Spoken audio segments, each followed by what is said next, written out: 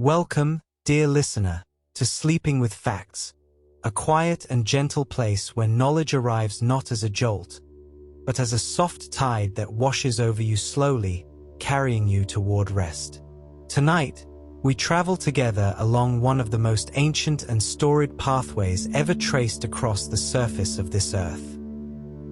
The Silk Road, a network of trails, rivers, and desert passages that once stitched together the civilizations of China, Central Asia, the Middle East,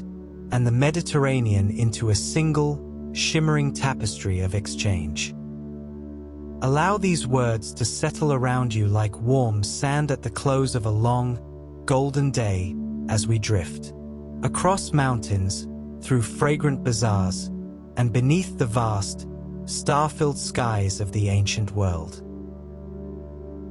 The term Silk Road was not coined by the ancient merchants who actually traveled its winding paths, but rather by a German geographer named Ferdinand von Richthofen in the year 1877, who used the phrase Seidenstrasse, meaning Silk Street in German, to describe the overland trade corridors he had been studying through maps, manuscripts, and the accounts of earlier explorers. The traders of ancient China, Persia, and Rome had no single name for this network. To them, it was simply the way, a series of familiar landmarks, seasonal roads, and trusted stopping points that their families had used for generations. Von Richthofen's elegant label captured something true and poetic about what this route represented. The delicate, shimmering thread of silk that first drew distant civilizations toward one another across thousands of miles of sand and stone. Today, the name endures not merely as a geographical designation, but as a kind of shorthand for the entire dream of cross-cultural connection that the route embodied. Despite the singular simplicity of the name, the Silk Road was never a single, continuous highway stretching neatly from east to west. It was, in reality, a sprawling and constantly shifting web of overland routes, sea passages, and river corridors spanning approximately 4,000 miles at its most fundamental overland length, with the full system of all connected paths reaching perhaps 7,000 to 8,000 miles when maritime branches were included. Merchants rarely traveled the entire length of the route themselves.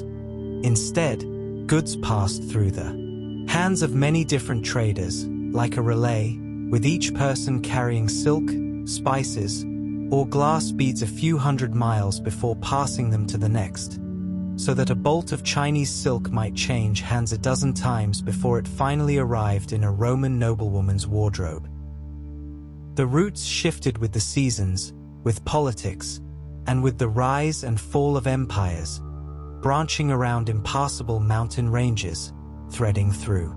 fertile oases, and following the contours of rivers that had guided travelers since long before any written record was kept. This complex, living geography made the Silk Road less like a road and more like a river system, always moving, always adapting, always finding a new channel when an old one closed. The origins of the Silk Road as a functioning trade network trace back to around 130 BCE, during the reign of Han Dynasty Emperor Wu of China, when the Chinese diplomat and explorer Zhong Qian was sent westward on a diplomatic mission and returned with knowledge of distant lands, peoples, and goods that had previously been entirely unknown to the Chinese imperial court. Zhong Qian's journeys, which took him as far west as the Fergana Valley in what is now Uzbekistan, opened a doorway between China and the civilizations of Central and Western Asia that would remain ajar, in one form or another, for the next 14 centuries. By the time the route reached its peak of activity during the Tang Dynasty, 618 to 907 CE, the Silk Road had already been in use for more than 700 years, meaning that traders, diplomats, pilgrims, and philosophers had been walking its paths since before the birth of Christianity or the fall of the Roman Republic. The sheer age of this network, stretching from the 2nd century before the Common Era all the way through the 15th century, makes it one of the longest-lasting systems of international exchange in human history. Zhongqian, dispatched from the Han court around 139 BCE with a diplomatic party of approximately 100 men, initially set out with the political goal of forging alliances against the nomadic Xiongnu confederation that threatened China's northern borders. Yet what he actually brought back, after more than a decade of travel and 2 periods of capture and imprisonment, was something far more enduring than any military alliance. He returned with the knowledge of Dayuan, the Fergana Valley, Kangju, likely modern Tajikistan, and Bactria, modern northern Afghanistan, lands previously known to the Han court only as vague rumors, along with news of extraordinary heavenly horses bred in the grassy meadows of Fergana. Zhongqian's account of his travels, preserved in the historical records of Sima Qian, described the geography, customs, and economies of a dozen Western regions, effectively drawing a mental map that Han China would use as a guide for centuries of subsequent diplomacy and trade. His journeys did not simply open the Silk Road. They revealed, for the first time, the sheer scale of the world that lay beyond China's western mountain walls. The Han dynasty, which ruled China from 206 BCE to 220 CE, was not merely a passive beneficiary of the Silk Road's economic gifts but was, in large part, the deliberate architect of its earliest infrastructure, sending military expeditions westward to secure the narrow Hushi Corridor, the strip of land between the Gobi Desert and the Tibetan Plateau that served as China's only practical western gateway, and constructing a series of watchtowers, garrison posts, and beacon stations to protect merchants traveling through those arid and often hostile landscapes. The Emperor Han Wudi, a 141 to 87 BCE, known as the Martial Emperor, invested enormous resources in pushing Chinese military presence as far west as the Fergana Valley, partly out of a desire for legendary Fergana horses, which were believed to sweat blood and were considered semi-divine creatures. Under Han patronage, the first formal Chinese missions to Western markets were organized, silk was established as a state-controlled export, and the administrative systems that would govern cross-border trade for centuries began to take shape. The Great Wall itself, often thought of as purely a defensive structure, was in this period also a kind of customs and monitoring system for trade passing in and out of the empire's western reaches. For many centuries, the production of silk, woven from the delicate filaments of the Bombyx mori silkworm, was one of the most jealously protected industrial secrets in the ancient world, with Chinese law reportedly prescribing severe penalties for anyone found guilty of smuggling silkworm eggs, mulberry seeds, or silk-weaving knowledge beyond the empire's borders. The process of sericulture, the cultivation of silkworms and the reeling of their continuous filament threads, which could reach a length of up to 900 meters per single cocoon, had been practiced in China for at least 5,000 years, with the earliest confirmed silk fibers discovered at Neolithic sites dating to around 3,500 BCE. Silk fabric, with its distinctive luminous sheen, its cool and weightless drape against the skin, and its ability to hold deep, jewel-like dyes, was unlike any textile produced anywhere else in the ancient world, and its very foreignness made it irresistible to the wealthy classes of Persia, Rome, and Byzantium. Rome developed what ancient writers described as a passionate and somewhat scandalous love for silk. The Roman moralist Pliny the Elder complained in the 1st century CE that silk imports cost Rome as much as 100 million sesterces annually. At its western terminus, the Silk Road found its most voracious consumer in the Roman Empire, a civilization that absorbed Chinese silk, Indian spices, Arabian perfumes, and Central Asian lapis lazuli with an appetite that helped fuel the commercial energy keeping caravans moving across the deserts and mountain passes of Central Asia for centuries. Rome and China, the two great bookends of the ancient Eurasian world, were almost certainly aware of each other's existence, though they never made direct diplomatic contact of any confirmed historical significance. The Chinese called Rome Da Qin, meaning the Great Qin, while Roman writers knew China as Cius, meaning the land of silk. The Roman demand for Eastern luxuries was so intense that successive Roman emperors, including Augustus, passed sumptuary laws attempting, largely without success, to limit the wearing of silk by men, which was considered effeminate and extravagantly wasteful of imperial wealth. At the height of Rome's Eastern trade, the port city of Alexandria in Egypt served as the empire's primary clearinghouse for goods arriving by sea from Arabia, India, and beyond. Between the Roman West and the Chinese East lay the Parthian Empire, 247 BCE, 224 CE, a sophisticated Iranian civilization that occupied the strategically critical middle ground of the Silk Road corridor, controlling the territories of modern Iran, Iraq, and parts of Central Asia, and derived enormous wealth and political power from its position as the primary intermediary through which Eastern goods flowed toward the Mediterranean world.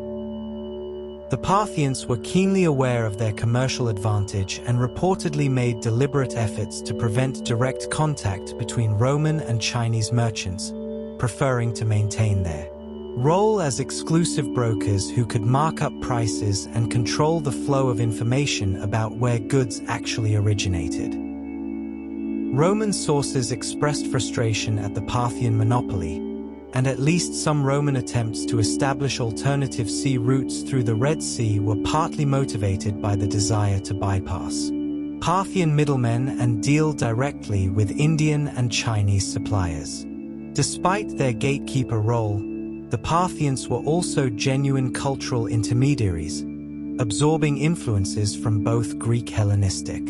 civilization and the Iranian, Mesopotamian, and Central Asian traditions within their borders. The Bactrian camel, the two-humped variety native to Central Asia,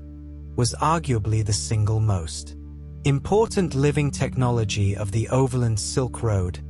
an animal so well adapted to the extreme environments of the route that it transformed what would otherwise have been impassable terrain into a viable commercial corridor.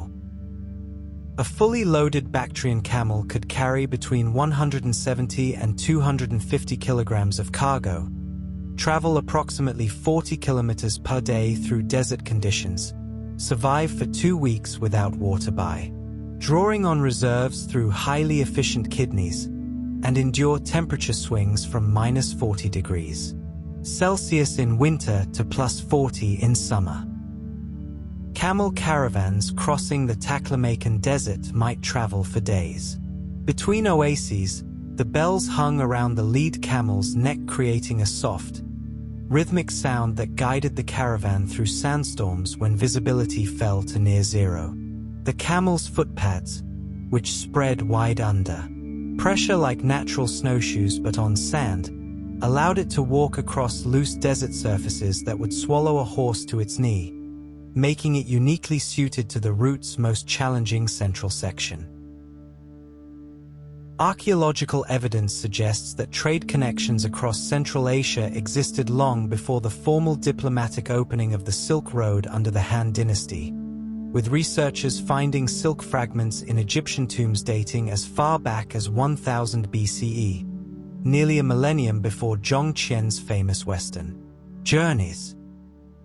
raising the tantalizing possibility that some form of indirect silk trade had been operating across Eurasian steppes and river valleys since at least the early Iron Age. Lapis lazuli from the mines of Badakhshan in what is now northeastern Afghanistan has been found in grave goods as far away as ancient Egypt and Mesopotamia,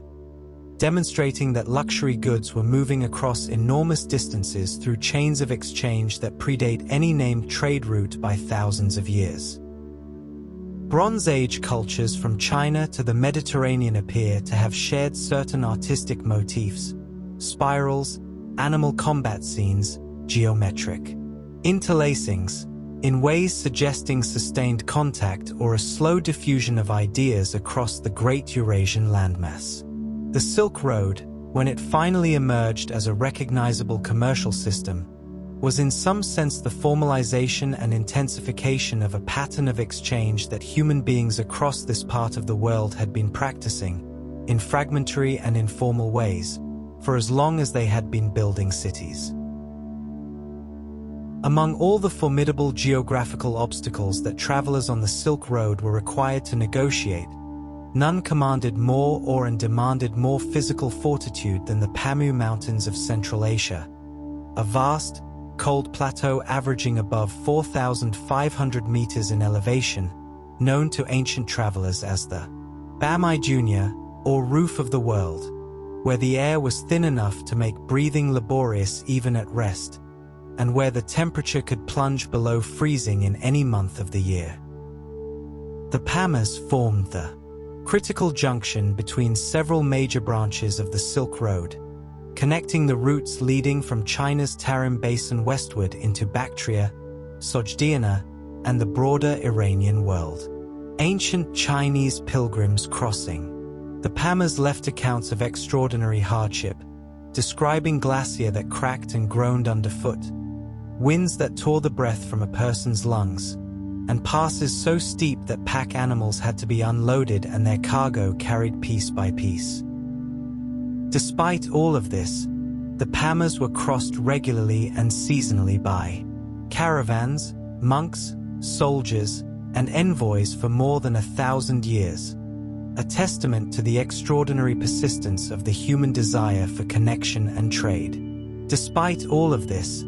the Pamirs were crossed regularly and seasonally by caravans, monks, soldiers, and envoys for more than 1,000 years, a testament to the extraordinary persistence of the human desire for connection and trade. Occupying the interior of the Tarim Basin in what is now the Xinjiang region of northwestern China, the Taklamakan Desert stretches approximately 1,000 kilometers from east to west and 400 kilometers from north to south, making it the world's second-largest sand desert after the Sahara, a landscape of extraordinary and austere beauty where shifting dunes, some reaching heights of 200 meters, are sculpted by the wind into forms that resemble ocean waves frozen in golden amber. The desert was not crossed through its interior but was rather skirted by two parallel routes that hugged its northern and southern edges, connecting a series of oasis cities, Kasha, Khotan, Kucha, Dunhuang, each of which grew wealthy and culturally sophisticated precisely because of their position as waypoints on the caravan's desert journey. The oasis cities of the Tarim Basin were genuine cosmopolitan centers where merchants from China, India, Sogdia, and Persia all gathered, where multiple scripts and languages were in daily use, and where Buddhist monasteries, Zoroastrian fire temples, and later Islamic mosques stood within walking distance of one another. The desert's extreme aridity, receiving less than 10 millimeters of rainfall per year in its interior, has actually served as an extraordinary natural preservative, and archaeologists have discovered remarkably well-preserved wooden manuscripts, silk textiles, and even human mummies offering intimate glimpses into the lives of people who lived along the Silk Road nearly 2,000 years ago. Nestled between the Tian Shan and Pamir mountain ranges in what is now the Fergana region of Uzbekistan, the Fergana Valley was one of the most fertile and strategically important territories along the entire Central Asian section of the Silk Road, a place of remarkable agricultural abundance where grapes, cotton, and wheat grew in quantities that could sustain large settled populations. The valley was most famous throughout the ancient world, and particularly within the Han Dynasty court, for its extraordinary horses, known in Chinese as the Tianma or heavenly horses, animals believed to be descended from a divine dragon horse lineage. The desire for these horses was intense enough that the Emperor Han Wudi dispatched a military expedition of over 60,000 soldiers across several thousand miles of desert and mountain in 104 BCE, specifically to obtain them, an expedition that failed on its first attempt before ultimately succeeding on its second. The Fergana horses fundamentally transformed the Chinese military,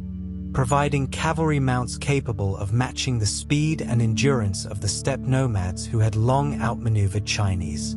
infantry. Stretching across parts of northern China and southern Mongolia, the Gobi Desert, whose name derives from the Mongolian word for waterless place, covered an area of approximately 1.3 million square kilometers and presented a very different character from the sandy Taklamakan to its south, being composed largely of bare rock and gravel plains, yet no less demanding of travelers and caravans. Travelers departing from the ancient city of Dunhuang, the gateway to the west, would have passed through the famous Jade Gate, Yumenguan, before entering the open desert. The Jade Gate, a small but symbolically charged mud-brick fortress standing at the edge of Chinese imperial territory, marked the psychological and administrative boundary between the ordered world of the Chinese Empire and the vast, ungoverned spaces of the Central Asian wilderness that lay beyond. The Dunhuang Oasis, just east of the Jade Gate, served as the great staging post where caravans assembled, and the nearby Mogaro Caves, a magnificent complex of Buddhist rock-cut monasteries, eventually grew to contain over 490 decorated grottos, representing one of the greatest repositories of Buddhist art in the entire world. Though the Silk Road is most often imagined as a purely overland affair of deserts and mountains, it also incorporated a significant network of waterways, and among these the Caspian Sea, the world's largest inland body of water, stretching approximately 1,200 kilometers from north to south, served as a critical node connecting the overland routes coming from Central Asia with the waterborne trade systems of the Caucasus region and ultimately the Black Sea and the Byzantine world beyond. Merchants from the Iranian world, from Sogdia, and from the Caucasian kingdoms of Armenia and Georgia used the Caspian shores as a corridor for moving goods northward toward the Volga River system, which in turn connected to the Baltic Sea trade networks of early medieval Europe. The Caspian's western shore passes through the modern country of Azerbaijan, where the city of Baku sits atop one of the world's earliest known oil seeps, and ancient sources record that naphtha, petroleum, was collected from natural surface seeps in this region and traded as a commodity along the Silk Road. The route around the Caspian's northern shore became particularly important during the period of Mongol dominance in the 13th and 14th centuries. The Tian Shan, meaning celestial mountains in Chinese, formed the great northern spine of the Central Asian Silk Road landscape, a range stretching approximately 2,500 kilometers from west to east across what are now Kyrgyzstan, Kazakhstan, and western China, their highest peaks rising to over 7,000 meters above sea level and permanently glaciated, their lower slopes cloaked in spruce forests and summer meadows. The northern branch of the Silk Road, running along the northern flanks of the Tian Shan through the Ili River Valley and across the Kazakh steppe, offered an alternative to the more arduous southern desert routes, and was particularly favored during the Mongol period. The Tian Shan's permanent ice fields fed the rivers that made the oasis cities of the Tarim Basin possible. Without glacial meltwater feeding underground channels called kares systems, The cities of Kasha, Khotan, and Turpan could not have sustained the populations that made them viable waypoints. The range was also home to the snow leopard, the Argali wild sheep, and the Marco Polo. Sheep, a creature with magnificent corkscrew horns documented by the Venetian traveler during his 13th century passage through the region. The oasis cities strung along the northern and southern edges of the Taklamakan Desert, Kasha, Yarkand, Khotan, Naya, Miron, Kucha, Torfan, and Dunhuang among the most significant, were not merely convenient resting places for weary travelers, but were fully developed urban centers with their own distinct cultures, languages, artistic traditions, and administrative systems. Kasha, at the western end of the Tarim Basin where the northern and southern routes rejoined, grew into one of the great market cities of the ancient and medieval world, a place where one could hear a dozen languages spoken simultaneously, purchase goods from 3 continents, and observe textiles, metalwork, and ceramic styles from workshops thousands of miles apart displayed side by side. The manuscripts and painted texts discovered in caves near Dunhuang in 1900 included texts in Chinese, Tibetan, Sanskrit, Sogdian, Yugur, and several other languages, covering subjects from Buddhist theology to mathematics, astronomy, medicine, and folk literature, representing the accumulated learning of a civilization at the crossroads of the known world. Many of the smaller oasis settlements were eventually swallowed by the advancing desert as irrigation systems fell into disrepair, their ruins now lying half-buried in sand, awaiting the patient work of archaeologists. Running parallel to the overland routes but operating through an entirely different element, the maritime branch of the Silk Road, sometimes called the Maritime Silk Road or the Spice Route, carried goods by sea across the Indian Ocean, the Arabian Sea, the Bay of Bengal, and the South China Sea, connecting the ports of southern China with those of Southeast Asia, India, the Persian Gulf, the Red Sea, and East Africa. The monsoon wind system of the Indian Ocean, which reverses direction between summer and winter, was the essential natural engine of this maritime trade, allowing sailors to make reliable round-trip voyages between Arabia and India, between India and Southeast Asia, and between Southeast Asia and China. Arab dhows, Indian outrigger vessels, and Chinese junks were the great ships of this maritime network, each vessel type adapted to its particular sea conditions. By the time of the Song dynasty, 960-1279 CE, the port city of Quanzhou in Fujian province was one of the largest commercial ports in the entire world, receiving ships from Arabia, India, Persia, and East Africa at its bustling, cosmopolitan harbor. Above and beyond the mountain and oasis routes of Central Asia lay the Great Eurasian Steppe, a continuous belt of grassland stretching from the borders of Manchuria in the east all the way to the Hungarian plain in the west, a distance of nearly 8,000 kilometers, providing the nomadic pastoral cultures of Central Asia with their own east-west corridor that ran largely independently of, but in constant interaction with, the settled Silk Road. Oasis routes to the south. The steppe peoples, Xiongnu, Scythians, Sarmatians, Huns, Turks, and ultimately the Mongols, were not merely threats to the settled trade routes but were also essential participants in the Silk Road economy, providing horses, hides, felt, and livestock to oasis markets. The Scythians, who inhabited the western steppe from around the 7th to 3rd centuries BCE, produced some of the most sophisticated gold metalwork in the ancient world. Exquisitely worked animal-style jewelry and belt plaques found in their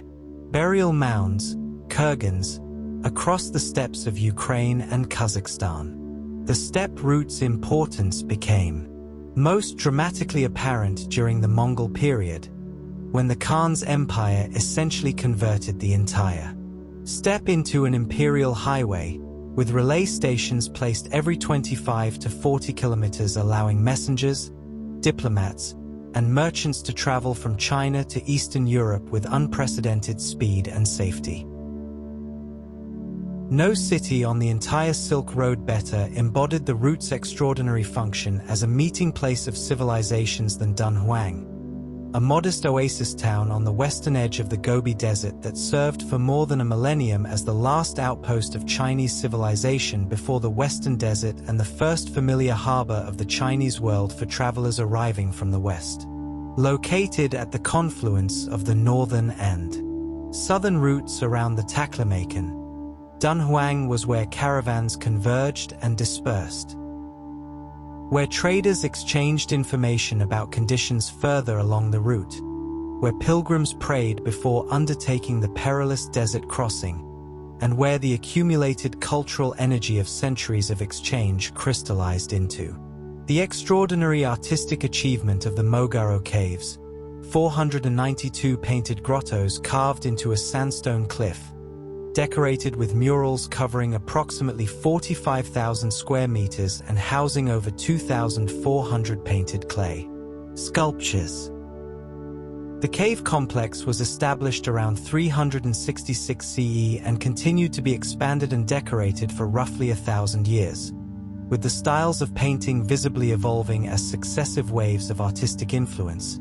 Chinese, Indian, Gandharan, Tibetan, Yugur, washed through the community. The Library Cave, Cave 17, sealed around 1000 CE and rediscovered in 1900, yielded approximately 40,000 manuscripts and documents that have since transformed scholars' understanding of the languages, religions, and daily lives of the people who lived and traveled along the Silk Road. The Roman passion for Chinese silk reached such extraordinary heights during the 1st and 2nd centuries CE that the fabric commanded prices in the markets of Rome that were, by some accounts, equal to or even exceeding the price of gold by weight, a situation that alarmed Roman senators and moralists who saw this as a dangerous drain on imperial finances and a sign of excessive luxury in Roman society.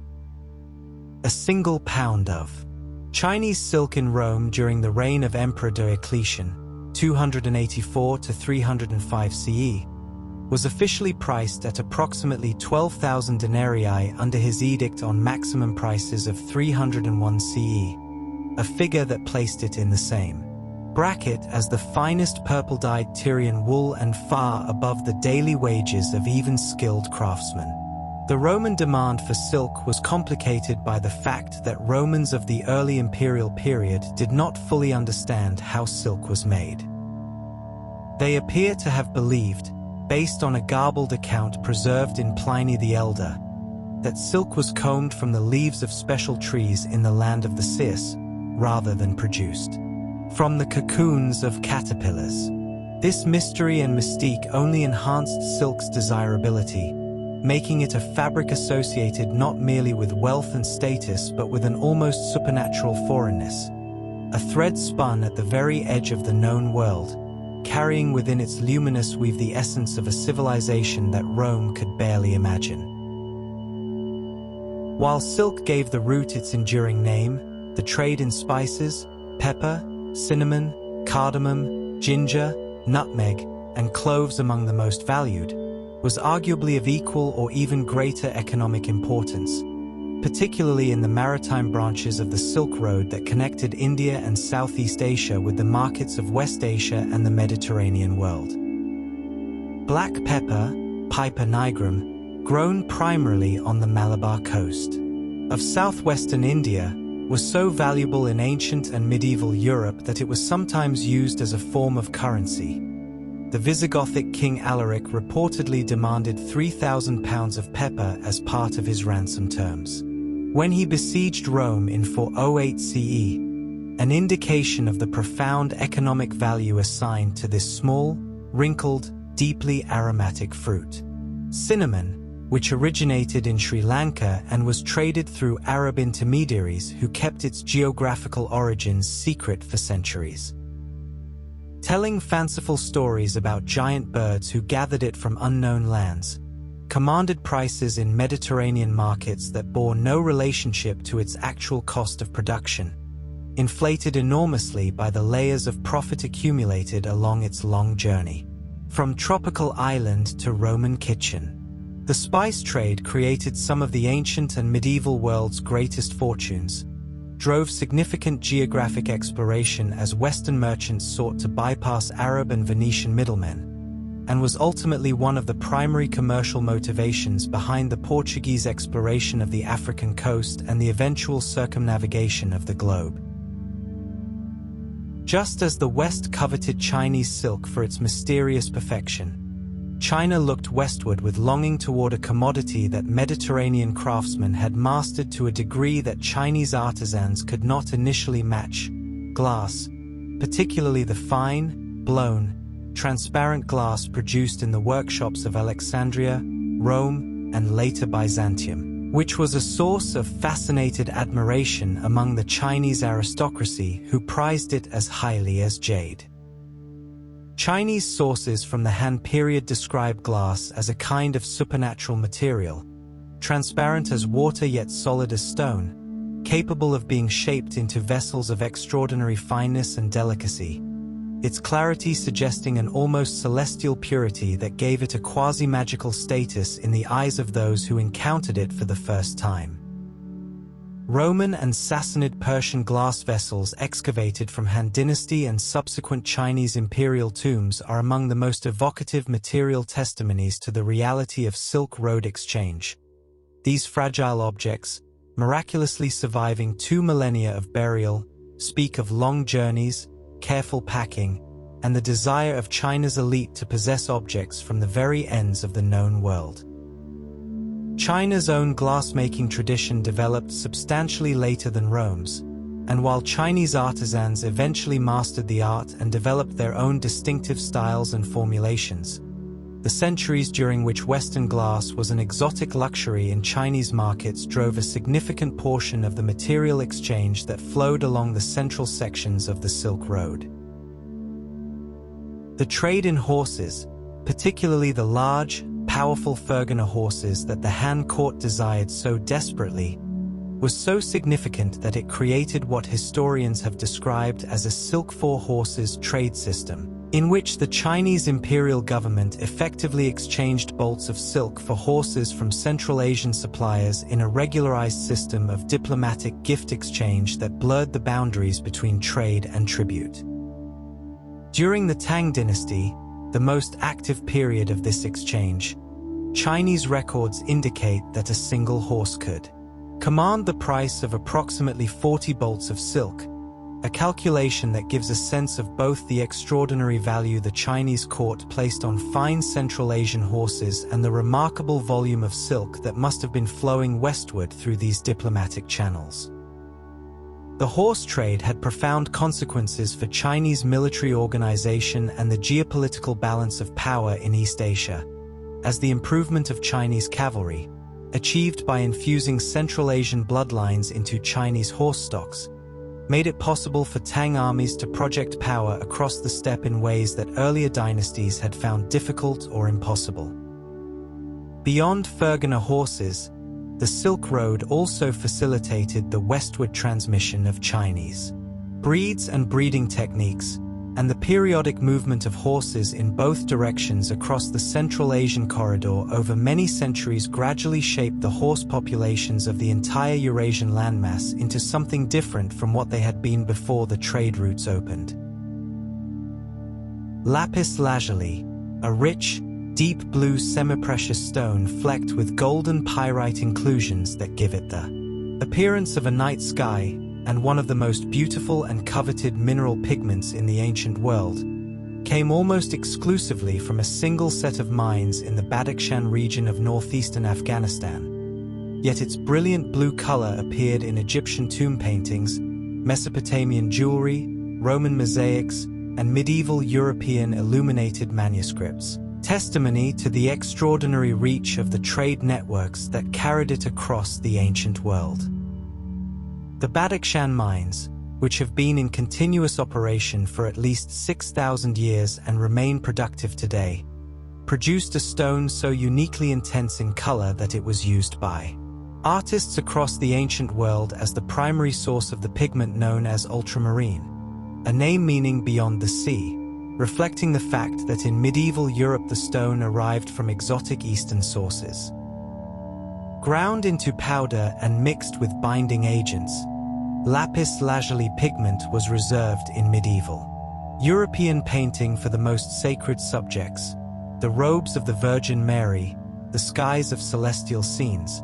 because its brilliant, stable blue was the most expensive pigment available, costing more even than gold in the art supply markets of 14th century Florence. The trade in lapis lazuli, flowing from a single mountain valley in Afghanistan to destinations from Scandinavia to China, is one of the most elegant demonstrations of how the ancient world's luxury trade could create connections across distances that would have seemed almost impossible to the people who made them. Among all the Chinese inventions and innovations that traveled westward along the Silk Road, and there were many, the technology of papermaking stands as perhaps the most consequential for the long-term history of human civilization, a process that Chinese craftsmen had developed by the 2nd century CE and that would eventually transform the intellectual and administrative life of every civilization it reached, enabling the mass reproduction of texts, the keeping of detailed records, and the spread of literacy on a scale that the older technologies of clay tablets, papyrus scrolls, and parchment simply could not match. The technology of papermaking, using macerated plant fibers, hemp, rattan, bark, or old rags, suspended in water and laid on a screen to dry into thin, flexible sheets, traveled westward through a combination of gradual diffusion and, according to one well-known account, deliberate capture. Chinese papermakers were reportedly taken prisoner by Arab forces following the Battle of Talas in 751 CE, in which an Abbasid army defeated a Tang Chinese force in Central Asia, and their knowledge of the paper-making process was subsequently adopted and refined. In the Islamic world, Islamic civilization adopted paper with remarkable speed and enthusiasm, establishing paper mills in Baghdad, Damascus, Cairo, and eventually in Islamic Spain at Jartiva, modern Zativa, by the 11th century, from which the technology spread gradually into Christian Europe. By the time Johannes Gutenberg developed his printing press in the 1440s, paper had already been available in Europe for several centuries, and it was the combination of Gutenberg's press with this Chinese-derived paper technology that produced the explosion of printed knowledge that historians call the print revolution. The Silk Road carried an extraordinary diversity of precious and semi-precious stones in all directions, rubies and sapphires from Burma and Sri Lanka, pearls from the Persian Gulf and the Indian Ocean, carnelian from the deposits of Gujarat in western India, jade from the riverbeds of the Khotan region in the Tarim Basin, emeralds from mines in Egypt and later Colombia, after the Spanish colonial period introduced New World gems to the Old World trade, and the diamonds of the Golconda mines in central India, which were the world's primary diamond source until the 18th century discovery of Brazilian deposits. Jade, for the Chinese, was not merely a beautiful stone but a philosophical and moral substance.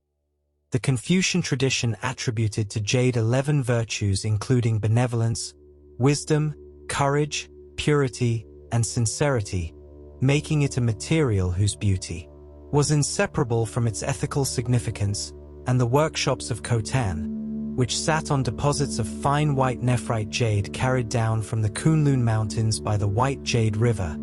supplied the Chinese imperial court and aristocracy with this most Chinese of luxury materials. The gemstone trade required specialized knowledge, the ability to assess the quality and provenance of stones through visual and tactile examination, and produced a class of itinerant gem merchants who traveled the most dangerous sections of the trade network, carrying their entire fortunes in a pouch small enough to hide within a fold of clothing, a profession that required equal measures of expertise, courage, and social skill. Sapphires from the mines of Ratnapura in Sri Lanka, traded under the ancient name Taprobane, appeared in the treasuries of Byzantine emperors, Persian shahs, and Islamic caliphs alike, their deep blue clarity commanding prices that made them the most portable form of concentrated wealth available in the ancient and medieval world. Cotton, the soft, white fibrous material that grows as a ball around the seeds of the gossypium plant, was native to several regions including the Indus Valley of South Asia, and was being spun and woven into textiles in the cities of the ancient Indus civilization, modern Pakistan, as early as 2500 BCE, millennia before it became familiar in the Mediterranean world, where it arrived as an exotic curiosity along the trade routes connecting India with the ports of Arabia and the Red Sea. Indian cotton textiles, particularly the extraordinarily fine muslins produced in the workshops of Bengal, which ancient accounts describe as so sheer that a full-length garment could be folded into a matchbox-sized package, were among the most prized textile exports traveling westward along both the land and sea branches of the Silk Road,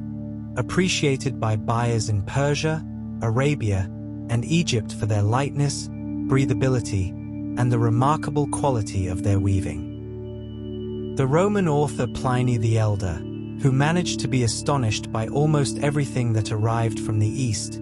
described Indian cotton as plants that produce a type of wool, a description that captures the genuine puzzlement of a Mediterranean observer encountering a plant-based fiber that behaved like animal wool but grew on a bush in a tropical garden. Cotton's eventual triumph as the dominant textile fiber of the modern world, achieved through the mechanized spinning and weaving technologies of the Industrial Revolution, was built upon centuries of accumulated knowledge about cultivation, spinning, and dyeing that had developed along the trade routes of the Indian Ocean and Silk Road system long before European merchants or industrialists entered the picture.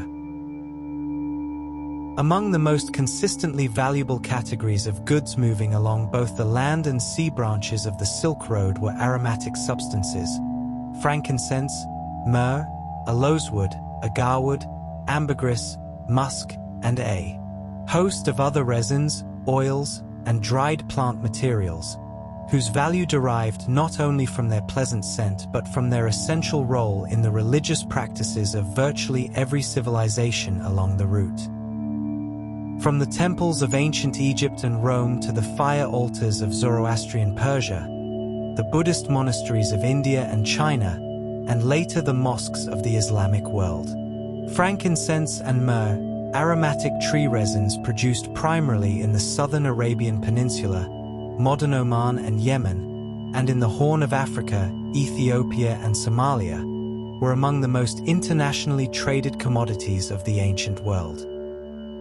With a dedicated overland incense route running northward through Arabia to connect with the main Silk Road network in the Fertile Crescent, a route so well established and economically important that the prosperity of the Nabatean kingdom, whose capital was the rock-cut city of Petra in modern Jordan, was built almost entirely on its control. Musk, produced from the scent glands of the musk deer of the Himalayan and Central Asian mountain forests, was one of the most expensive aromatic substances in the medieval world, a single gram, commanding prices that reflected not only its intense and long-lasting fragrance but the extraordinary difficulty of obtaining it from the shy and elusive animals that produced it in such tiny quantities. The global perfume and aromatics trade that flows through modern supply chains from the Gulf to Paris to New York is,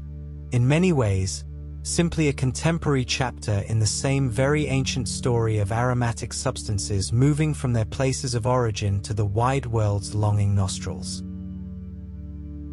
Perhaps the most profound and long-lasting category of exchange that traveled along the Silk Road was not any physical commodity, but the knowledge of how to make things, the technologies and techniques of production that allowed civilizations to replicate, adapt, and eventually improve upon innovations originating far beyond their own borders, slowly raising the material and intellectual capabilities of all the cultures connected by the trade network. The technology of silk weaving itself eventually escaped China's borders despite all efforts at secrecy, with Byzantine historical sources recording that 2 Christian monks, possibly Nestorian missionaries, smuggled silkworm eggs out of China hidden in hollow walking staffs around 552 CE, delivering them to Emperor Justinian I at Constantinople and inaugurating the Byzantine silk industry that would eventually compete with Chinese silk in the markets of the Mediterranean world. Ironworking techniques, the horizontal loom with its dramatically improved weaving efficiency, the stirrup, which transformed mounted warfare, and distillation technology, developed in the Islamic world and transmitted both east and west, were among the many process technologies that diffused along the Silk Road and fundamentally altered the capabilities of the civilizations that received them.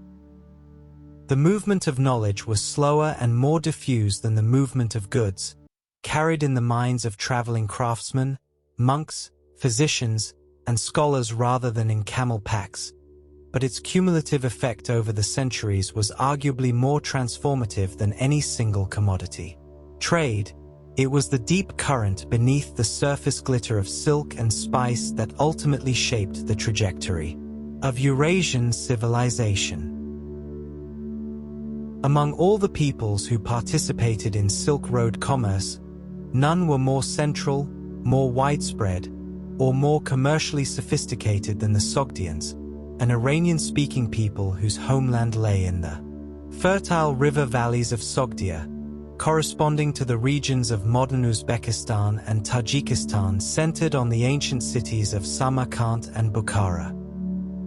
who established a trading diaspora that stretched from China in the east to the Byzantine Empire in the west, operating networks of merchant communities, commercial partnerships, and credit systems of remarkable sophistication. Sogdian merchants had established colonies in Chinese cities as far east as Dunhuang and Luoyang by at least the 4th century CE, running trading posts and caravanserais that served their compatriots traveling the long road between Central Asia and China, maintaining the family and commercial connections that made Sogdian trade networks function almost like a proto-multinational corporation operating across thousands of miles. The Sogdian alphabet, used in their commercial correspondence, became the script ancestor of several subsequent writing systems including the Uyghur script, the Mongolian script, and ultimately, through Mongolian, the Manchu script used in Qing dynasty China, a linguistic legacy that spread nearly as far as the merchants themselves. Ancient Sogdian letters discovered at a watchtower near Dunhuang in 1907, written around 313 to 314 CE and describing market conditions, price levels, and the movement of goods and people along the route, are among the earliest surviving business documents from the Silk Road and offer an extraordinarily vivid window into the daily commercial realities of life as a trader on the ancient road. The transmission of Buddhism from its Indian homeland to the civilizations of Central Asia, China, Korea, Japan, and Southeast Asia was one of the most consequential intellectual and spiritual journeys in human history, and it was accomplished almost entirely along the pathways of the Silk Road, carried in the minds and manuscripts of monks who undertook journeys of extraordinary length and danger in order to bring sacred texts, images, and practices from India to the Buddhist communities of the East. The Chinese pilgrim Fa Xian, who departed China around 399 CE and spent 15 years traveling through Central Asia and India collecting Buddhist scriptures, was perhaps the first of a remarkable series of Chinese Buddhist pilgrim scholars whose travel accounts, preserved in texts that are among the most vivid and detailed geographical and cultural documents of the early medieval period, provide historians with invaluable information about the countries and cultures they passed through. The monk Xuanzang, who journeyed from China to India and back between 629 and 645 CE, covering approximately 16,000 kilometers on foot and by horse across some of the most demanding terrain in Asia, returned with 657 Buddhist texts loaded onto 20 horses, and subsequently spent the rest of his life translating them from Sanskrit into Chinese, a project that produced some 1,335 volumes and fundamentally shaped the character of Chinese Buddhism. The fictional account of this journey, the 16th century novel Journey to the West, Shiyuji, in which Xuanzang is accompanied by the monkey king's son Wukong, the pig demon Zhu Baji, and the sand demon Shou Wujing, remains one of the most beloved works of Chinese literature, ensuring that the cultural memory of the Silk Road spiritual journeys has been kept alive in popular imagination across many centuries. When the Venetian merchant Marco Polo departed Venice with his father Niccolo and uncle Maffeo in 1271 CE and traveled eastward along the Silk Road to the court of Kublai Khan in China, a journey that would keep him away from his homeland for 24 years, he was not the first European to make such a journey, but he was the one whose account, dictated to a writer named Rustichello of Pisa while Polo was imprisoned in Genoa around 1298, would become the most widely read and influential description of Asia available to medieval Europe. Polo's account, known as Illinois Million or the Travels of Marco Polo, described the wealth and sophistication of the Mongol Empire,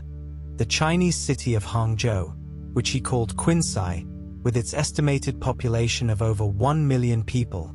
the Spice Islands of Southeast Asia, the jewel-rich island of Sapangu, Japan, and the organized efficiency of the Mongol postal relay system, descriptions so extravagant in their abundance and detail that many European readers doubted their veracity, reportedly earning Polo the nickname Marco Million for his tendency to speak in millions when describing the wealth of the East. The geographical information in Polo's account, however imperfectly understood and however embellished in the telling,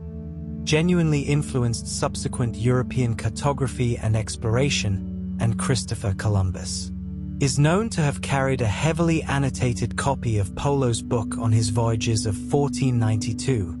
believing that the Sapangu Polo described might lie just beyond the western horizon of the Atlantic. The lasting significance of Polo's journey was not merely anecdotal but structural. It demonstrated to European elites that a continuous, overland connection to the wealth of Asia existed, and that connection shaped European commercial ambitions for the next 2 centuries. The Sassanid Empire, 224 to 651 CE, which succeeded the Parthians as the dominant power of the Iranian Plateau and Mesopotamia, occupied the critical central section of the Silk Road for over 4 centuries and contributed to its cultural life not merely as political administrators and commercial intermediaries but as extraordinarily gifted artists and craftsmen whose distinctive aesthetic, characterized by the paired animal motifs, hunting scenes, and elaborate floral interlacings of Sassanid textile design, spread east and west along the trade routes and left permanent marks on the artistic traditions of China, Byzantium, and the early Islamic world. Sassanid silk textiles, woven on a type of draw loom that allowed the production of large-scale pictorial repeat patterns of remarkable complexity, were among the most admired luxury goods in the world between the 3rd and 7th centuries CE, and examples of Sassanid-style textile designs have been found preserved in the reliquaries of medieval European churches, in Japanese temple treasuries, and in the cave deposits of Dunhuang. A distribution map that traces the reach of Sassanid cultural influence as clearly as any historical text. The Sassanid capital of Ctesiphon, near modern Baghdad, was at its height one of the largest cities in the world, a cosmopolitan center where Greek, Aramaic, Middle Persian, and numerous other languages were in daily use, and where the royal library and court patronage supported scholars working in astronomy, medicine, mathematics, and philosophy, knowledge that would later be transmitted to the Islamic Abbasid Caliphate that succeeded the Sassanid state. When the Islamic armies conquered the Sassanid Empire in the 640s CE, they inherited not only its territory but its trade networks, its administrative systems, its artisan traditions, and the momentum of its Silk Road commerce, a continuity that allowed the Islamic world to become, almost immediately, a major beneficiary and facilitator of the Silk Road's continued operation. Though the historical narrative of the Silk Road is often dominated by the stories of male merchants, diplomats, and monks, women participated in the Silk Road economy in ways that were essential to its functioning, as silk weavers whose skilled labor produced the primary commodity of the trade, as managers of family commercial enterprises during their husbands' long absences, as consumers whose preferences shaped the demand for luxury imports, and in some cultural contexts as active traders and caravan operators in their own right. The production of silk cloth was, in imperial China, traditionally classified as women's work. The complementary pairing of male agricultural labor and female textile production was so fundamental to the Confucian social order that it was encoded in the paired characters for farmer-weaver that symbolized the ideal household, meaning that the commodity that drove the entire Silk Road economy was overwhelmingly produced by women working at looms in domestic and semi-industrial workshops across the Chinese countryside. Sogdian commercial documents from the Silk Road period reveal women acting as principals in commercial transactions, lending money, making purchases, and managing property, a degree of economic agency that reflects the somewhat more open commercial culture of Central Asian trading societies compared with the more strictly gender-segregated practices of some other Silk Road civilizations. The frescoes of Panjikent, an excavated Sogdian city in modern Tajikistan, depict women at feasts and in domestic settings wearing jewelry, fine textiles, and elaborate hairstyles that speak of prosperity and social confidence, material evidence that the wealth generated by the Silk Road flowed, at least in part, into the lives and adornment of women in the trading communities that managed it.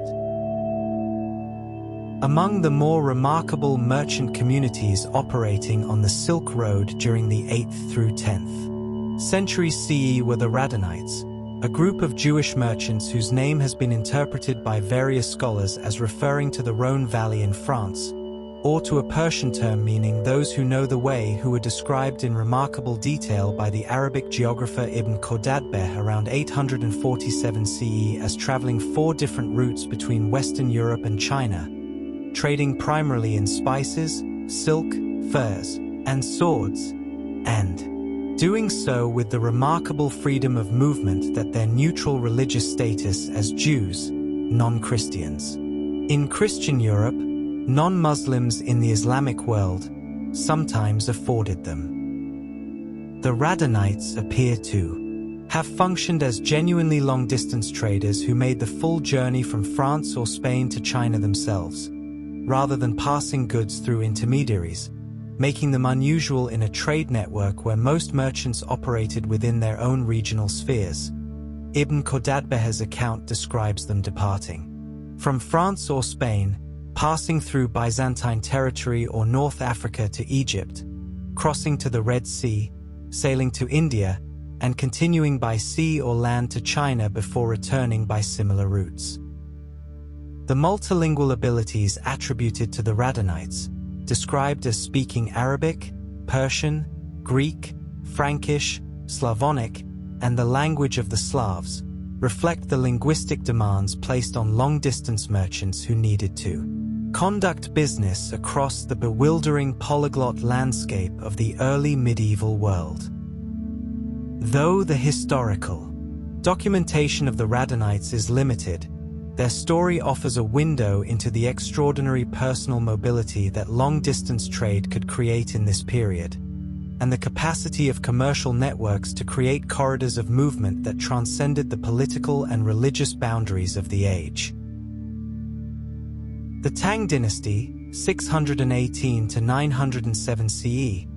represented the peak of Chinese Silk Road engagement, a period during which the imperial capital of Chang'an, modern Lebanon, was one of the largest, most cosmopolitan, and most culturally diverse cities on Earth, with a population estimated at over 1 million people at its height, hosting permanent communities of Sogdian, Persian, Indian, Korean, Japanese, and Southeast Asian merchants, monks, musicians, artists, and diplomats who brought with them not just goods but ideas, musical instruments, artistic styles, religious practices, and flavors that transformed Tang Chinese culture in ways that are still perceptible in Chinese civilization today. The Tang court's attitude toward foreign cultures was, by the standards of any pre-modern empire, remarkably open and curious. Tang emperors collected foreign music and dance performances, employed Central Asian musicians at court, patronized Buddhist, Nestorian Christian, Zoroastrian, and Manichaean religious communities within Chang'an's walls, and incorporated foreign artistic motifs, ceramic shapes, and textile designs into the repertoire of Tang luxury production with a creative confidence that produced some of the most distinctive and beautiful objects in all of Chinese art history. The famous Tang three-color, sansai, glazed ceramics, earthenware vessels and figurines covered in flowing glazes of amber, green, and cream that blend into each other in patterns resembling the tie-dye textiles of Central Asian weavers, were produced specifically for the export trade and as burial goods for Tang elites, and they document in clay the hybrid aesthetic sensibility of a civilization that had absorbed and processed the influences of the Silk Road into something distinctly and magnificently its own. The poet Du Fu, writing in the mid-8th century, described Chang'an's markets as full of treasure from the western regions, a phrase that captures the daily reality of a city where the products of a dozen civilizations were available within a few city blocks. Constantinople, the great capital of the Byzantine Empire, situated at the narrow strait of the Bosphorus where Europe and Asia almost touch, occupied a position on the Silk Road network that was simultaneously geographical, commercial, and political, serving as the primary western terminus of the overland Central Asian routes via the Caucasus, the primary northern terminus of the maritime routes through the Red Sea and Egypt, and the most important single market for Eastern luxury goods in the medieval Western world until the rise of the Italian city-states in the high medieval period. The Byzantine emperors maintained an imperial monopoly on the production and sale of certain grades of silk, with the most prestigious purple-dyed silks, dyed with the secretions of the murex sea snail in a process of extraordinary labor intensity, reserved exclusively for imperial use. The phrase "born in the purple," porphyrogenitos, referred literally to imperial children born in the purple-walled birthing chamber of the Porphyra Palace, associating the imperial family with the most exclusive textile in the Byzantine world. Byzantine silk workshops, established after the clandestine importation of silkworm eggs credited to the Nestorian monks around 552 CE, produced fabrics of exceptional quality for export to both Western Europe and the Islamic world, making Constantinople simultaneously an importer of raw Chinese silk and an exporter of finished Byzantine silk textiles. a value-adding manufacturing strategy that kept significant commercial profit within the empire. The elaborate ceremonial of the Byzantine court, described in meticulous detail in the 10th century Book of Ceremonies compiled under the Emperor Constantine VII, deployed silk textiles as one of the primary instruments of imperial display, the shimmering, shifting surfaces of imperial silk robes and palace hangings contributing to the dazzling, supernatural atmosphere that Byzantine court ceremonial was designed to project. The Islamic conquests of the 7th and 8th centuries CE, which brought the Arabian Peninsula, Persia, Mesopotamia, Egypt, North Africa, and eventually Central Asia and the Iberian Peninsula under the governance of the rapidly expanding Islamic world, fundamentally reorganized the political geography of the Silk Road, replacing the Sassanid Persian and Byzantine intermediaries with a single vast Arabic-speaking Islamic commercial culture that, at its height, created the largest contiguous free trade zone in the medieval world, facilitating the movement of goods and merchants across a territory stretching from the Atlantic coast of Spain and Morocco to the borders of India and Central Asia. Arab merchants, building on the pre-Islamic commercial traditions of the Arabian Peninsula, where the Quraysh tribe of Mecca had long operated caravan networks connecting Yemen with Syria,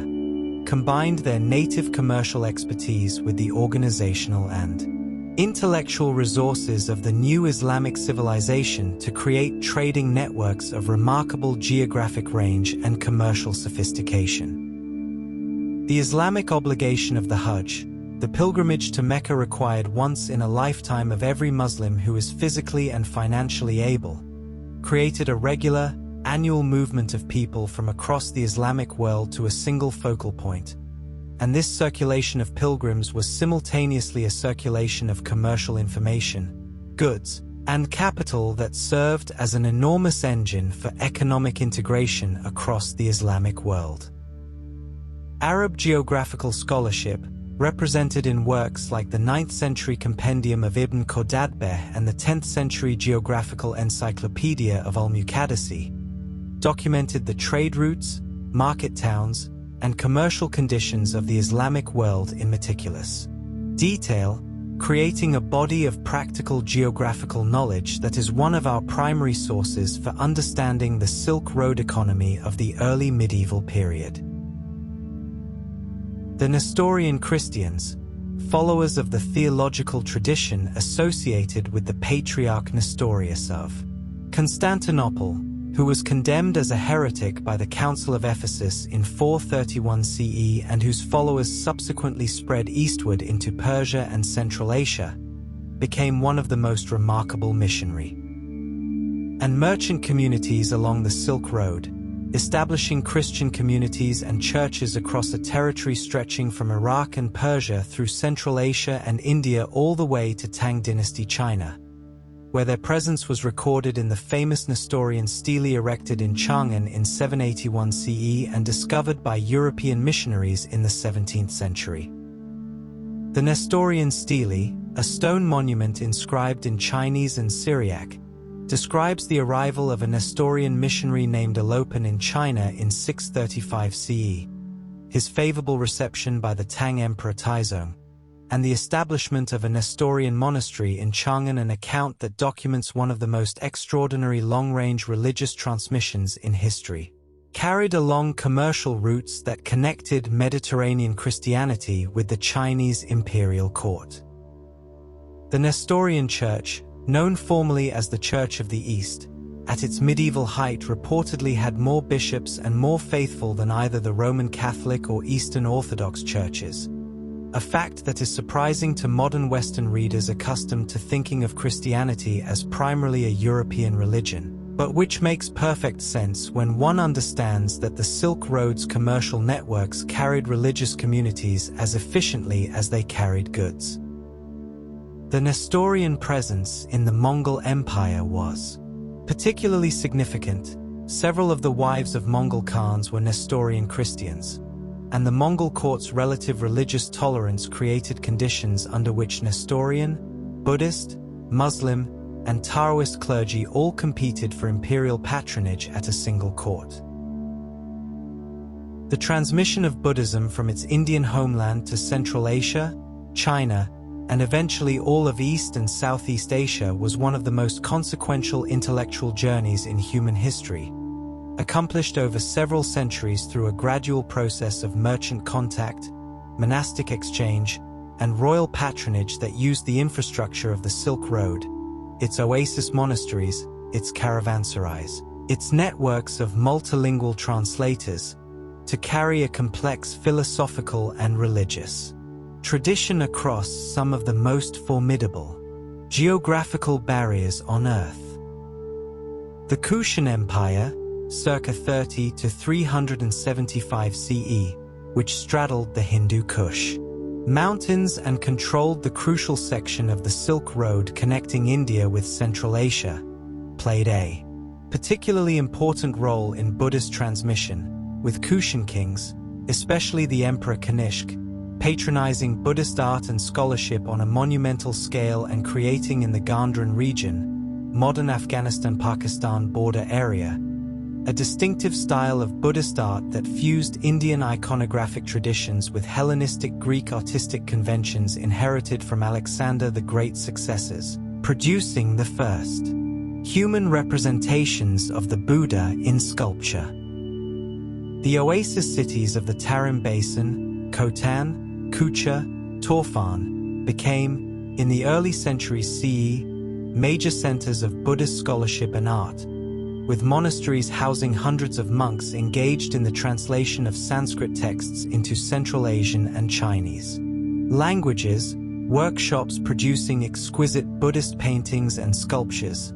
and libraries accumulating manuscripts in a dozen different scripts. By the Tang period, Buddhism had become so thoroughly integrated into Chinese civilization, giving Chinese art, literature, philosophy, and daily life concepts of karma, rebirth, compassion, and meditation, that it is difficult to imagine what Chinese culture would have looked like without the Silk Road's gift of the Dharma. Following the emergence of Islam in the Arabian Peninsula in the 7th century CE, the new religion spread with extraordinary speed along the established commercial networks of the Silk Road, not primarily through military conquest, as is sometimes assumed, but through the peaceful persuasion of Arab and Persian Muslim merchants whose commercial networks penetrated into Central Asia, West Africa, the Indian subcontinent, and Southeast Asia, carrying their faith alongside their trade goods with a consistency and conviction that gradually won converts from local populations attracted by Islam's theological clarity, its egalitarian social principles, and the commercial and legal advantages of membership in the vast, interconnected community of Muslim merchants. The Islamization of Central Asia, a region that had previously been home to Zoroastrian, Buddhist, Nestorian Christian, and Manichaean communities, took place gradually over the 2 centuries. Following the Arab military conquests of the 670s, 710s CE, with urban merchant populations converting first, followed gradually by agricultural and eventually pastoral populations. The spread of Islam to Southeast Asia,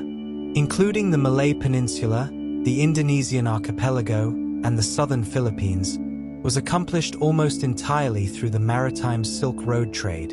with Muslim merchants from Gujarat,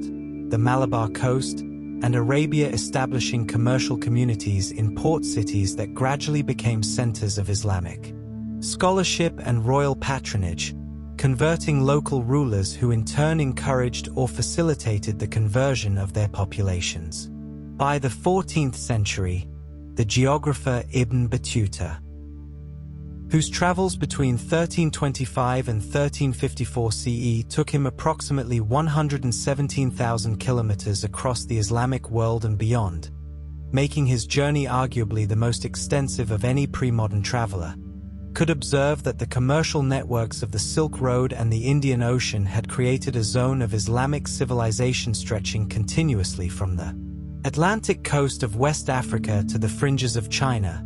a world in which a Muslim merchant could travel from Morocco to Malacca using networks of co-religionist hospitality and shared commercial law. Long before Islam transformed the religious landscape of the Iranian world, Zoroastrianism, the ancient faith founded by the prophet Zoroaster, Zarathustra, and centered on the cosmic struggle between the forces of light, Ahura Mazda, and darkness, Angra Mainyu, the purity of fire as a sacred symbol, and the ethical triad of good thoughts, good words, and good deeds,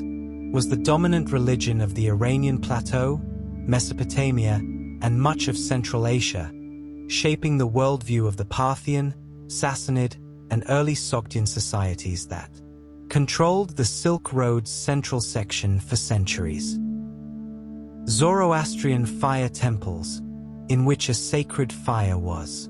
maintained perpetually as a visible manifestation of divine presence, were built along the major Silk Road routes of Iran and Central Asia, serving not only as religious centers but as waypoints for travelers, since the communities that maintained them often provided hospitality to merchants and pilgrims. The Zoroastrian commercial ethic, with its emphasis on honest dealing, contract fulfillment, and the social value of trade as a means of spreading civilization, was remarkably well suited to a world of long-distance commerce and Zoroastrian merchants. The Sassanid Persian traders who operated along the road during the 3rd through 7th centuries CE were renowned in ancient sources for their reliability and commercial sophistication. When the Islamic conquest of Persia in the 640s CE gradually marginalized Zoroastrianism in its homeland, many Zoroastrian communities emigrated eastward to India, where their descendants, known as the Parsis, preserved their faith in the port cities of Gujarat, and along the Silk Road to Central Asia and China, where Tang dynasty sources record Zoroastrian fire temples operating in Chang'an alongside Buddhist monasteries and Nestorian churches. Manichaeism, the syncretic religion founded by the Mesopotamian prophet Mani, 216 to 274 CE, was in some respects the most purely Silk Road religion ever created, since Mani deliberately synthesized elements from Zoroastrianism, Christianity, Buddhism, and other spiritual traditions into a single, universally applicable framework that he intended to be the final and complete revelation of spiritual truth, and which spread eastward and westward along the Silk Road with impressive speed, adapting its presentation to local cultural contexts in ways that made it simultaneously familiar and novel to converts from different religious backgrounds. Mani's theology centered on the opposition of light and darkness, spirit and matter, and his elaborate mythological system described the spiritual journey of divine light particles trapped within the material world, a vision that resonated with audiences from Mesopotamia to China, and that expressed, in cosmic terms, something of the Silk Road's own experience of precious things carried through dangerous and difficult material conditions. Manichaeism became the state religion of the Yuga Khaganate in Central Asia in 762 CE, making it, for a period, the official faith of one of the most powerful nomadic empires on the steppe, and Manichaean manuscripts and paintings have been found among the Dunhuang cave deposits and at the ruined Yuga capital of Kocho near Torfan. Their exquisite calligraphy and delicate miniature paintings representing one of the finest artistic traditions produced along the Silk Road. Though Manichaeism was eventually suppressed in most regions where it had established itself, considered heretical by Christian and Islamic authorities, and persistently suspected by Chinese governments,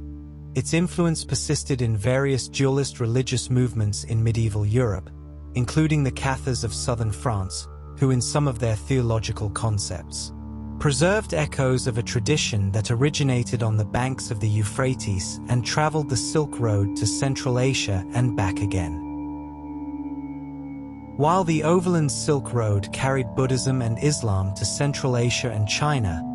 the maritime branch of the network was responsible for one of the most remarkable cultural transmissions of the ancient world, the spread of Hindu civilization from India to the kingdoms of Southeast Asia, a process that produced some of the most magnificent architectural achievements in human history, including the temple complex of Angkor Wat in Cambodia and the temple mountains of Java and Bali, all rooted in a cosmological vision transported from the Indian subcontinent along the sea routes of the Indian Ocean trade. Indian merchants, priests, and scholars traveling the maritime routes to the kingdoms of the Malay Peninsula, Sumatra, Java, Borneo, and the mainland of modern Cambodia, Thailand, and Vietnam from roughly the 1st through the 6th centuries CE brought with them Sanskrit language and literature, the iconographic systems of Shaivite and Vaishnavite Hinduism, Indian concepts of divine kingship,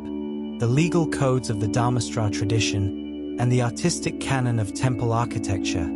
a complex cultural package that local elites adopted, adapted, and made their own over several centuries. The Khmer Empire, 802 to 1431 CE, whose capital at Angkor in modern Cambodia produced the most extensive pre-industrial urban complex in human history, covering over 1,000 square kilometers including its associated hydraulic infrastructure, was built on a foundation of Indian-derived kingship ideology in which the monarch was conceived as a divine figure embodying the Hindu deity Vishnu, and Angkor Wat was built as a symbolic representation of Mount Meru, the cosmic mountain at the center of the Hindu universe. The cultural legacy of this Indian Ocean transmission is still alive today in the ritual traditions of Balinese Hinduism, in the Sanskrit-derived vocabularies of Malay and Javanese languages,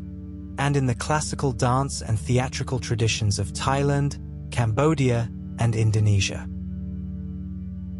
The Chinese Buddhist pilgrims who traveled the Silk Road westward to India in search of sacred texts, holy sites, and the living tradition of the religion that had become so central to Chinese spiritual life, Fa-Xian. 399 to 414 CE, Songyun, 518 to 522 CE, Xuanzang, 629 to 645 CE, and Yijing, 671 to 695 CE, among the most important, left behind travel accounts of extraordinary historical value that combine the qualities of religious autobiography, geographical survey, anthropological observation, and adventure narrative in ways that make them among the most compelling documents of the early medieval world. Fa-Xian's account, a record of Buddhist kingdoms, describes his journey of 15 years through Central Asia, India, and Southeast Asia with a quiet,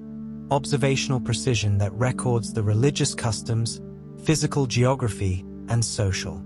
organization of regions that would otherwise be almost invisible to historical inquiry for this period. Xuanzang's record, Great Tang Records on the Western regions, is even more detailed and comprehensive, covering 138 countries and regions with descriptions of their populations, products, languages, religious institutions, and physical environments, and has been used by modern archaeologists and historians as a guide to excavating sites in Afghanistan, Pakistan, India, and Central Asia that Xuanzang visited and described with enough precision to be identifiable from the text alone. The pilgrim accounts are remarkable also for what they reveal about the Silk Road as a human experience, the generosity of strangers encountered along the way, the hospitality of monastery communities, the dangers of desert crossings and bandit encounters, and the extraordinary endurance of men who walked, rode,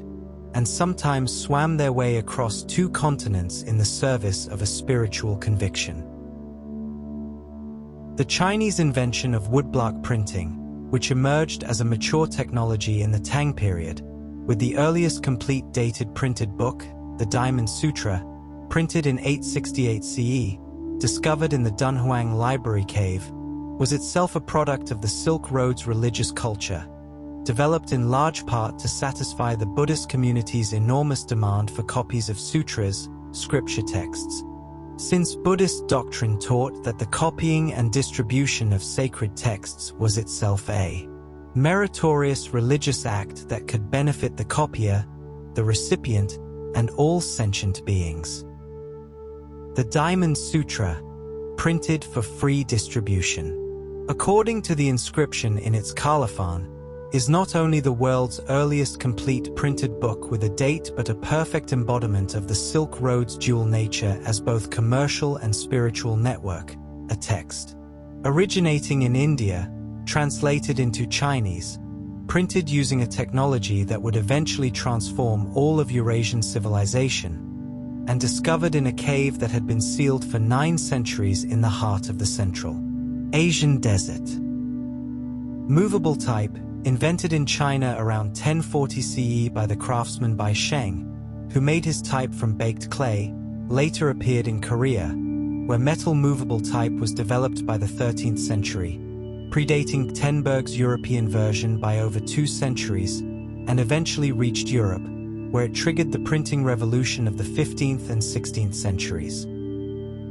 The connection between the religious demand for copies of texts along the Silk Road and the eventual development of printing technology is one of the clearest examples of how the cultural and intellectual traffic of the trade network produced technological innovations whose consequences extended far beyond the original context that created them. The classical Confucian tradition, which formed the intellectual and ethical foundation of Chinese imperial governance for over 2,000 years, maintained an ambivalent attitude toward commerce that profoundly shaped China's engagement with the Silk Road. On one hand, the Confucian social hierarchy placed merchants, shong, at the bottom of the 4-occupation system, below scholars, farmers, and artisans, regarding trade as an inherently unproductive activity concerned with profit rather than with the morally superior values of cultivation, scholarship, and governance.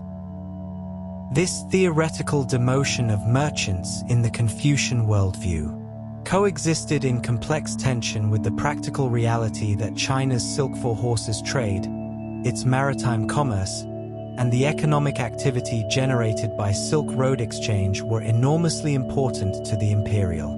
economy, a tension that produced a characteristic pattern of Chinese Silk Road policy in which the state simultaneously benefited from trade, attempted to regulate and tax it heavily,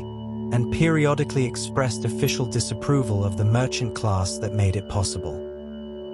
The Confucian emphasis on ordered hierarchy, proper relationships, and the superiority of the center over the periphery also shaped the diplomatic framework within which China conducted its foreign trade, the tributary system, in which foreign states were formally acknowledged as subordinates sending tribute to the Chinese emperor in exchange for imperial recognition. Trade permissions and gifts allowed China to engage in extensive international commerce while framing it ideologically as an expression of imperial virtue rather than mere commercial interest. Despite the official Confucian ambivalence toward trade, Chinese merchants, particularly during periods of strong imperial governance, were enormously innovative and commercially sophisticated, developing financial instruments, including letters of credit, feiqian or flying money, and early forms of commercial insurance that were among the most advanced in the medieval world. Sufism, the mystical dimension of Islam, emphasizing the direct personal experience of the divine through practices of devotion, meditation, music, and the relationship between spiritual master, sheikh, and student. Murid, spread along the Silk Road through a network of Sufi lodges, kanakas or ribots, that served simultaneously as centers of spiritual practice, rest houses for travelers, and hubs of social welfare activity, in ways that made them functionally similar to the Buddhist monasteries that had played an analogous role in the transmission of Buddhism along the same routes several centuries earlier. The great Sufi orders, tariqas, that emerged in Central Asia during the 10th through 14th centuries, including the Qadiriyya, Naqshbandiyya, and Yasawiya, established networks of affiliated lodges that stretched from the Arab heartland through Iran, Central Asia, India, and into the Malay world, providing their devotees with a network of hospitality and spiritual support that extended across much of the Islamic world. The Naqshbandiyya order,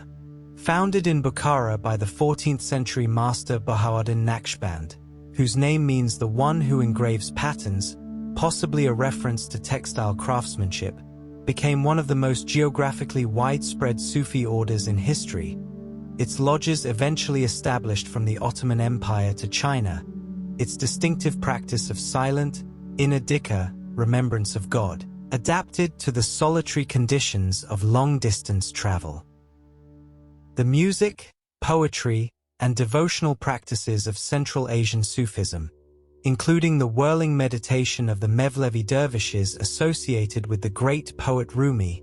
1207 to 1273 CE, who spent much of his life in Anatolia at the western end of the Silk Road, represent one of the most beautiful aesthetic traditions produced by the Silk Road centuries of cultural mixing.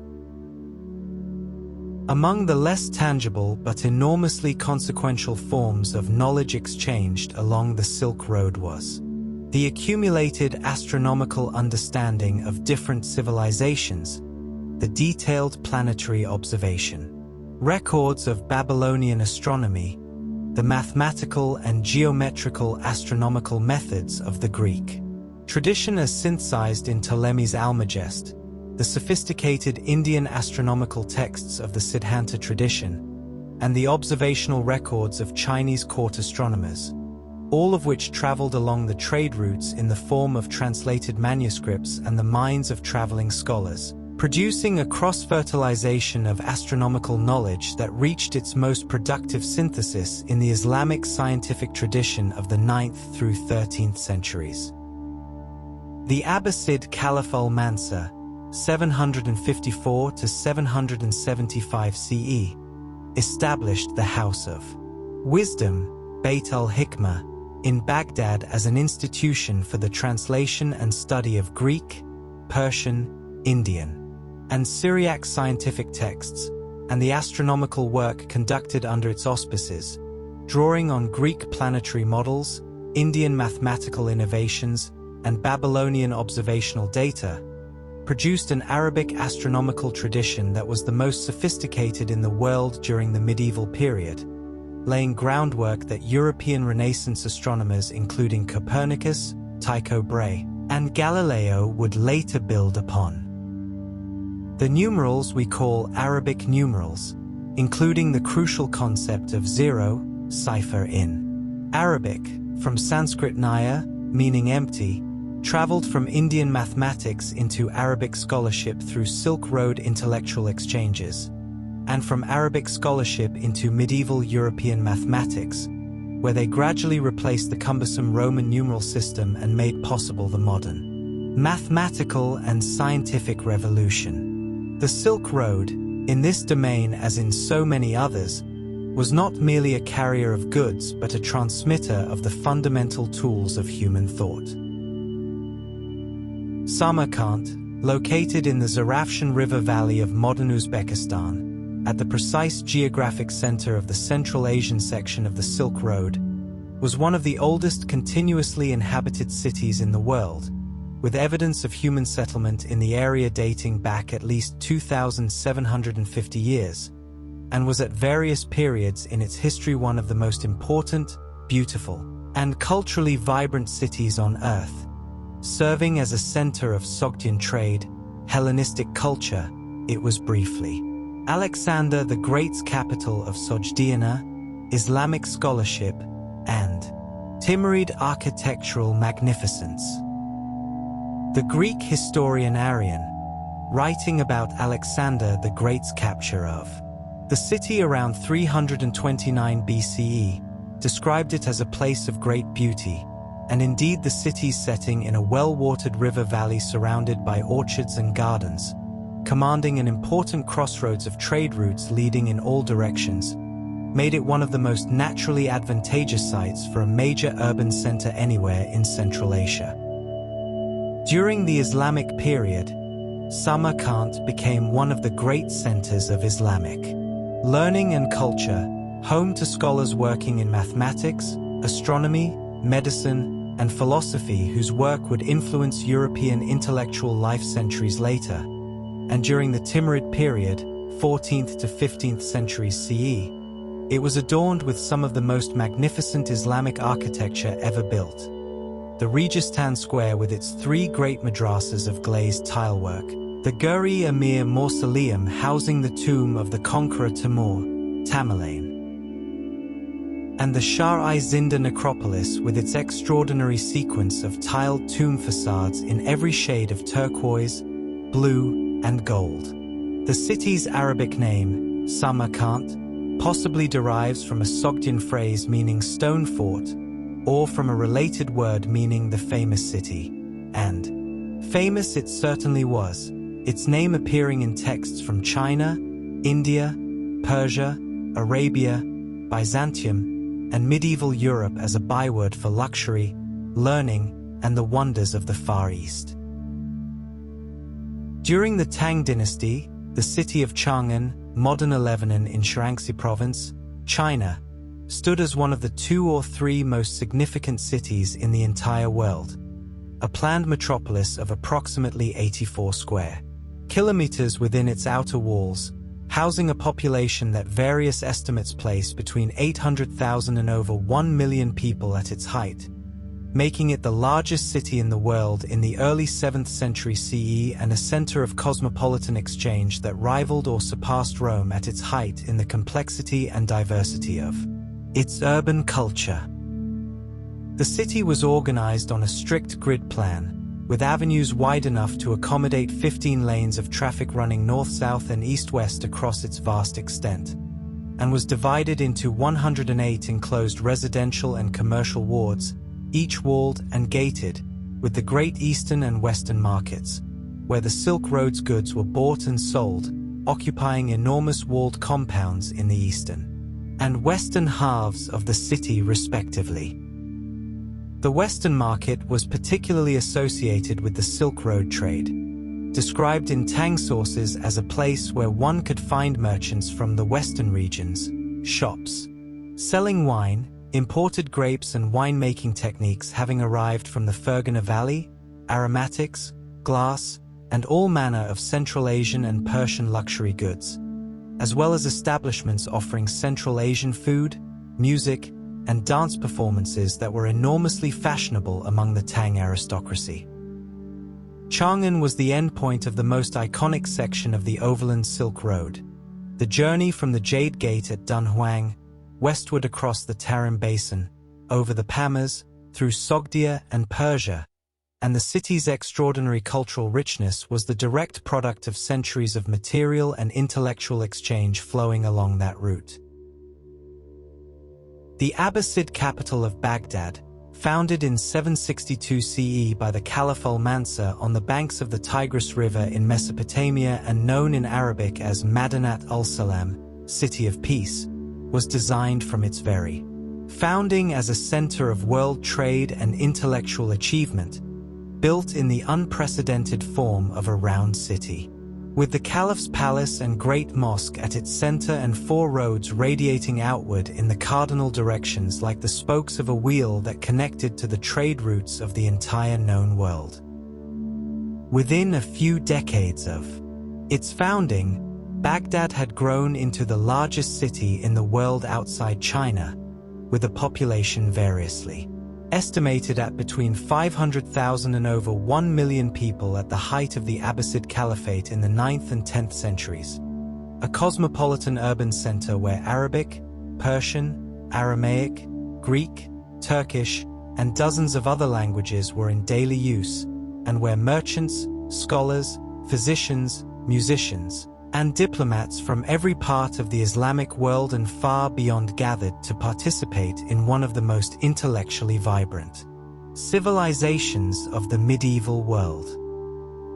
The legendary wealth of Abbasid Baghdad was partly a product of its position at the convergence of the overland Silk Road coming from Central Asia and Iran and the maritime trade routes flowing up from the Persian Gulf. The city served as the central clearinghouse for an enormous volume of luxury goods, and the prosperity generated by this commercial position funded the extraordinary patronage of art, science, and scholarship associated with the Abbasid Golden Age. The 1001 Nights, Arabian Nights, that extraordinary collection of stories assembled over several centuries in the Islamic world, is in significant part a literary celebration of Baghdad's commercial culture, a world of merchants, sailors, magical objects from distant lands, and the transformative power of exotic goods that reflected the daily reality of life in a city made wealthy by the Silk Road. The Egyptian city of Alexandria, founded by Alexander the Great in 331 BCE on the southern shore of the Mediterranean Sea, at the western edge of the Nile Delta, served for many centuries as the primary point of entry for Eastern goods into the Mediterranean world, a function that made it simultaneously one of the busiest ports, one of the wealthiest cities, and one of the most culturally diverse urban centers in the ancient world, where Egyptian, Greek, Jewish, Roman, and later Arab and Byzantine civilizations overlapped in the close quarters of a commercial harbor city. The Great Library of Alexandria, established by the early Ptolemaic kings of Egypt in the 3rd century BCE, was an attempt to collect all the world's knowledge in a single place, and its acquisitions policy, which reportedly required all ships visiting Alexandria's harbor to surrender any books they carried for copying before receiving them back, was a form of intellectual trade alongside the material commerce that filled the city's warehouses. Alexandria's position as the termination point of the Red Sea maritime route, through which goods from Arabia, India, and ultimately China arrived after long sea voyages, meant that the city's markets contained the most exotic and diverse array of goods available anywhere in the Mediterranean, drawing merchants from Rome, Carthage, Athens, and the cities of the Levant to a commercial hub whose economic energy was sustained by the tides of the Indian Ocean monsoon as much as by any Mediterranean weather pattern. The lighthouse of Alexandria, the Pharos, one of the 7 wonders of the ancient world, served not merely as a navigational aid but as a symbol of the city's function as a beacon drawing the commerce of the world to its harbor, a metaphor that captures something essential about the role of great Silk Road cities as attractors of wealth, people, and ideas from the far horizons of the known world. Positioned at the western end of the Tarim Basin, where the northern and southern routes around the Taklamakan Desert converge before continuing westward toward the Pamas and beyond, Kasha has functioned as one of the great trading cities of Central Asia for at least 2,000 years, a place where the worlds of China, India, Persia, and the steppe nomads all met in the concentrated, fragrant chaos of its markets and caravanserais. The city's Sunday Bazaar, which in some form has probably been operating for over 2,000 years and which in its modern incarnation still attracts tens of thousands of buyers and sellers from across the Xinjiang region and beyond, was described by every traveler who passed through it as one of the most extraordinary commercial spectacles in Asia, a gathering where livestock, silk, spices, carpets, metalwork, fruit, and goods of every imaginable description were bought and sold in a cacophony of languages and a kaleidoscope of clothing styles that made the diversity of the Silk Road immediately and viscerally legible. The Id Kar Mosque at the center of Old Kasha, first built in the 15th century and gradually expanded over subsequent centuries to accommodate the city's growing Muslim population,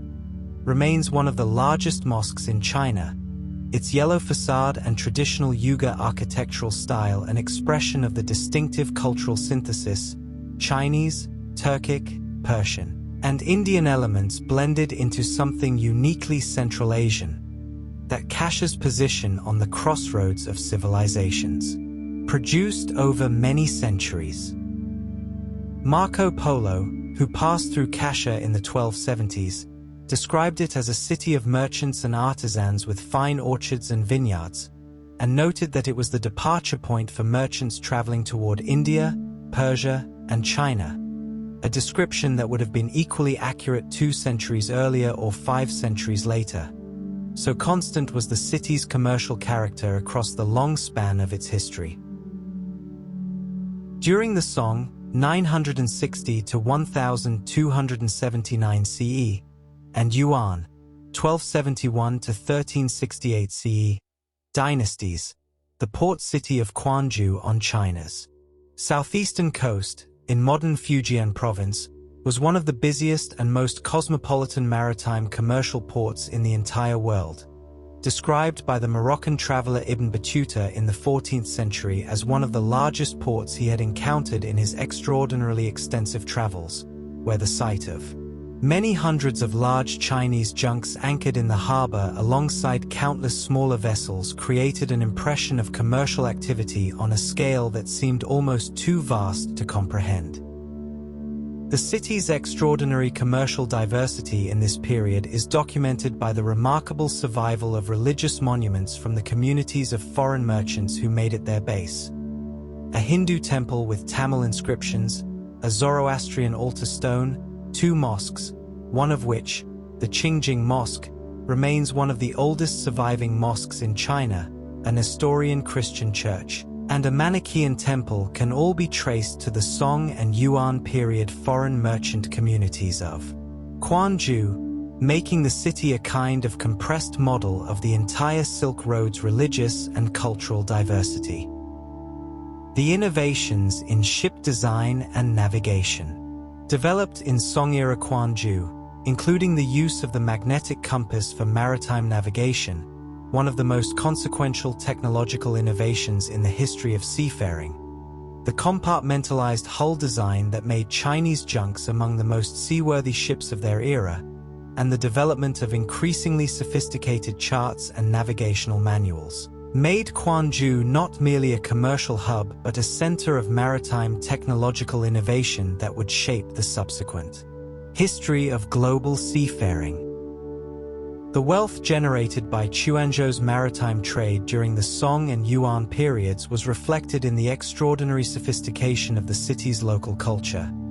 Its ceramic workshops producing export porcelain of remarkable quality and volume, its merchant finance temples and monasteries, and the complex, refined urban society that grew up around one of the world's great commercial ports. Merv, located in the oasis of the Murghab River Delta in what is now Turkmenistan, at a point where several of the Central Asian Silk Road's most important routes converged, was one of the great cities of the ancient and medieval world, occupied continuously for approximately 4,000 years and known in its various incarnations as Margush, Alexandria Margiana, after Alexander the Great's reconstruction, Antiochia Margiana, and Marv al-Shahijen, Merv the Great, with periods during which it was arguably the largest city in the world at the time. The city sat at the junction of the routes connecting Iran with the Amu Darya, Oxus, River region and with the oasis cities of the Tarim Basin further east, making its control strategically critical for any power wishing to dominate Central Asian commerce, and its oasis, fed by a sophisticated network of irrigation channels drawing water from the Murghab River, was large enough to support a significant agricultural population that in turn supplied the city's manufacturing and commercial sectors. During the Seljuk, Turkic period, 11th to 12th centuries CE, Merv served as one of the four great cities of Khorasan and was a major center of Islamic scholarship, housing perhaps 150,000 people in the largest of several walled urban quarters and maintaining libraries described by contemporaries as among the finest in the Islamic world. A claim supported by the known fact that the great Persian mathematician and poet Omar Khayyam worked for a period in Merv, where the Seljuk Sultan provided patronage for his astronomical observations and calendar reform work. The city's extraordinary history came to a catastrophic administrative end in 1221 CE when it was captured by the Mongols, events that disrupted its commercial role for a generation, though the location continued to be inhabited in reduced form for several centuries thereafter. The island city of Hormuz, situated near the strategic strait where the Persian Gulf meets the Arabian Sea, though the historically significant city was located on the mainland coast before moving to the island in the 14th century, controlled the maritime bottleneck through which virtually all seaborne trade between the Indian Ocean and the Persian Gulf had to pass, making it one of the most strategically valuable commercial locations in the medieval world and a city whose wealth was legendary throughout the Islamic world, India, and Europe. Marco Polo, who visited Hormuz twice during his journey to and from China in the 1270s-90s, described it as an extraordinarily wealthy city where merchants from India, Arabia, and the further reaches of the Islamic world gathered to exchange the goods of three continents, and noted with something like wonder the intense heat of the summer climate, hot enough, he claimed, to cook meat without fire, a characteristic exaggeration that nonetheless captures the genuinely extreme climate of the Persian Gulf littoral. The Portuguese capture of Hormuz in 1515 CE by the naval commander Afonso de Albuquerque, following the Portuguese discovery of the sea route around the Cape of Good Hope, was one of the pivotal moments in the history of the Silk Road, representing the beginning of European commercial and military power in the Indian Ocean and the gradual shift of maritime trade away from the traditional Muslim-dominated routes toward the new European-controlled sea corridors that would eventually transform the global economy. The modern Strait of Hormuz, through which approximately 20% of the world's traded oil currently passes, is in some sense the contemporary incarnation of the same strategic choke point that made ancient Hormuz one of the most important commercial locations on Earth. In the high medieval period, the Italian city of Venice occupied a commercial position in the Western Mediterranean that was in many ways analogous to the position Hormuz held in the Persian Gulf, a maritime city-state controlling the primary gateway through which Eastern goods reached the markets of Western Europe, whose wealth, political independence, and extraordinary cultural achievement were all built upon the foundation of its role as the privileged intermediary between the luxury producers of Asia and the luxury consumers of Christian Europe. Venice's access to Eastern goods was facilitated by its unique political relationship with the Byzantine Empire, a relationship that secured Venetian merchants extraordinary trade privileges in Byzantine ports, and later by its position as one of the primary organizers and financiers of the Crusades, which, whatever their religious motivations, also functioned as a vehicle for expanding European commercial access to the Eastern Mediterranean and its trade networks. The Venetian glassmaking industry of Murano, established when the city's glass furnaces were moved to the island in 1291 CE to reduce fire risk to the main city, produced luxury glass of a quality and delicacy that rivaled or surpassed the Roman glass that had traveled eastward to Chinese markets 1,000 years earlier, and the glass-blowing techniques, decorative methods, and colorants developed in Murano spread gradually to the rest of Europe just as Chinese silk weaving techniques had eventually spread westward from their point of origin. Marco Polo's account of his Silk Road journey was written in Genoa, Venice's great commercial rival, but it was the broader Venetian commercial culture, its appetite for Eastern luxury, its financial sophistication, its mapping and geographical knowledge, that embodied the western end of the Silk Road's aspiration toward the wonders of the East. The extraordinary rock-cut city of Petra, carved from rose-red sandstone cliffs in the desert valleys of what is now southern Jordan, was the capital of the Nabatean kingdom, circa 4th century BCE 106 CE, and owes its existence and its astonishing architectural grandeur to its position at the critical junction of the overland incense and spice routes connecting Arabia with the Mediterranean world, a location that made the Nabateans the indispensable middlemen of one of the ancient world's most lucrative long-distance trades. The Nabateans, originally a nomadic Arabian people, became extraordinarily skilled caravan operators, water engineers, and merchants, constructing an elaborate system of cisterns, dams, and water channels across the arid Negev and Jordanian deserts that allowed them to move large caravans across terrain that would otherwise have been impassable, and charging substantial tolls and transit fees to the merchants who used their routes to bring frankincense, myrrh, and spices from the frankincense-producing regions of southern Arabia and the Horn of Africa to the Mediterranean ports where Roman buyers were waiting with silver in hand. The famous treasury, Ul-Khazneh, at Petra, carved directly into a sheer sandstone cliff face and visible at the end of a narrow canyon called the Seek, was almost certainly a royal tomb rather than a treasury despite its popular name, but its extraordinary classical Hellenistic facade, combining Corinthian columns, naturalistic human figures, and elaborate architectural ornament carved from the living rock,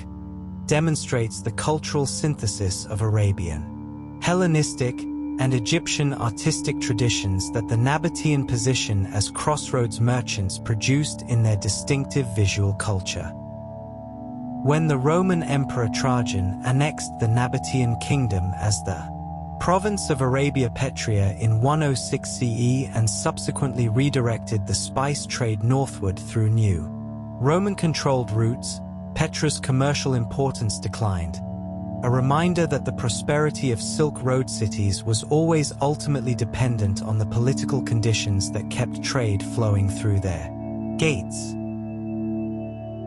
Among the most intimate and transformative cultural exchanges facilitated by the Silk Road was the movement of musical instruments and the musical traditions associated with them, a process that fundamentally shaped the sound of music across Eurasian civilizations, introducing plucked lutes, bowed string instruments, frame drums, and wind instruments from their regions of origin to new cultural contexts where they were adopted, adapted, and eventually woven into local musical traditions so thoroughly that their foreign origins were forgotten. The pipa, a pear-shaped plucked lute that is today considered quintessentially Chinese, arrived in China from Central Asia, itself having originated in ancient Persia and traveling eastward through the Silk Road musical culture during the Han or Jin period, and was so enthusiastically adopted by Chinese musicians that it became one of the central instruments of the Tang Court Orchestra, depicted in hundreds of Tang paintings and sculptures being played by celestial musicians, traveling performers, and court entertainers. The oud, the large, rounded body plucked lute that is the foundational instrument of Arab and Turkish classical music, shares the same Central Asian ancestry as the pipa, and its adoption and transformation in the Arab world produced a musical tradition that subsequently traveled westward into medieval Europe with the Moorish presence in Spain, where it became the lute, the signature instrument of European Renaissance music, depicted in countless paintings of this period as the marker of refined musical sensibility.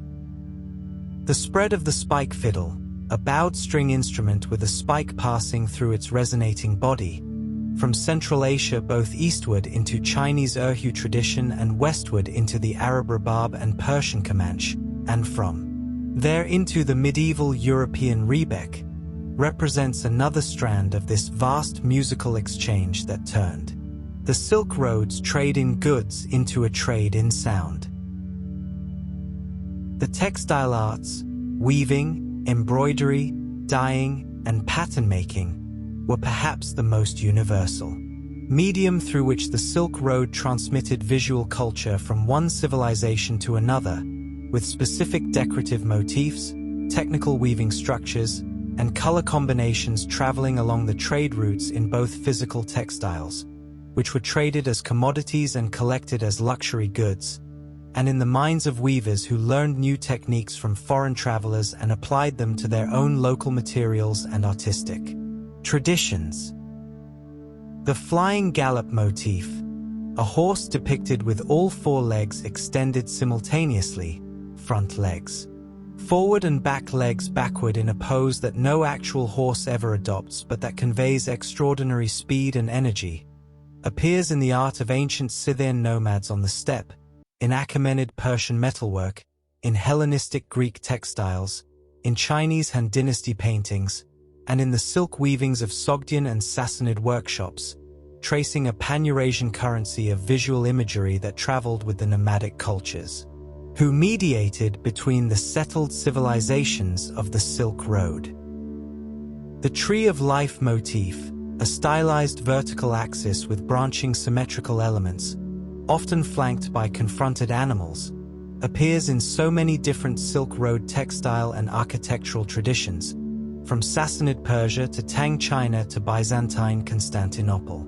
to medieval Europe, that it serves as a kind of visual signature of the Silk Road's cultural interconnectivity, a shared symbolic vocabulary created by centuries of aesthetic exchange. Indian printed and painted cotton textiles, exported in enormous quantities through the maritime Silk Road from at least the first millennium CE, introduced their distinctive floral and figurative motifs to the textile traditions of Southeast Asia, the Middle East, East Africa, and eventually Europe, where the arrival of Indian chintz in the 17th century created a fashion revolution whose effects are still visible in contemporary textile design. The art of Buddhism, the canonical imagery of the Buddha and Bodhisattvas, enlightened beings who remain in the world to assist all sentient beings toward liberation. The decorative vocabulary of lotus flowers, jeweled nets, and celestial musicians, the architectural forms of the stupa, reliquary mound, and the cave monastery, was one of the most powerfully cohesive visual languages ever created, spread along the Silk Road from its Indian origins to Central Asia, China, Japan, Korea, and Southeast Asia in a process of creative transmission that produced an astonishing diversity of regional artistic styles while maintaining enough shared visual vocabulary to be immediately recognizable as a single tradition across its entire geographic range. The Gandharan school of Buddhist art,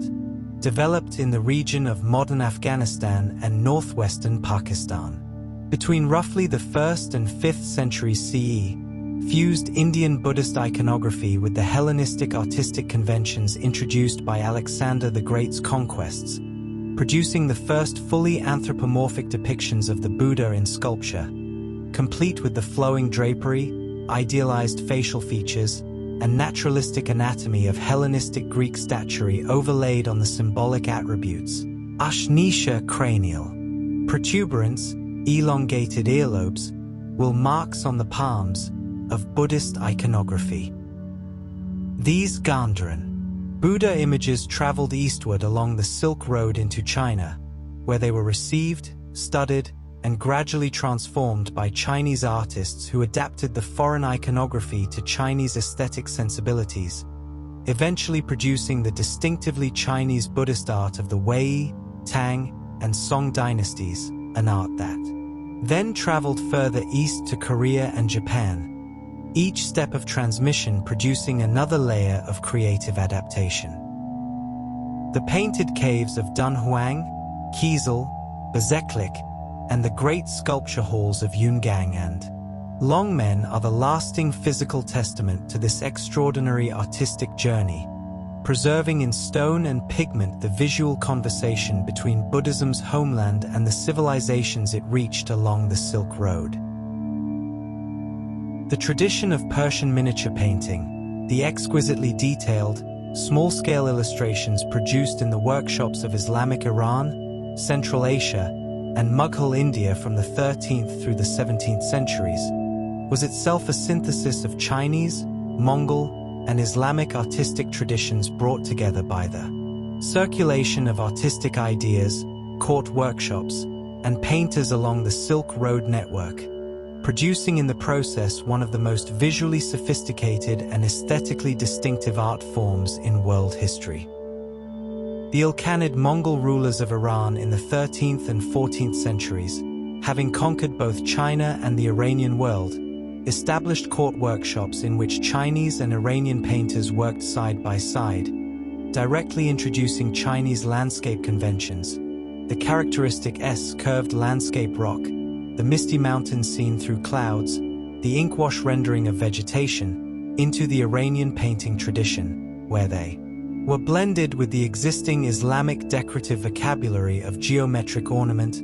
arabesque foliage, and calligraphic integration to produce the distinctive hybrid aesthetic of the Jalayirid and Timurid schools.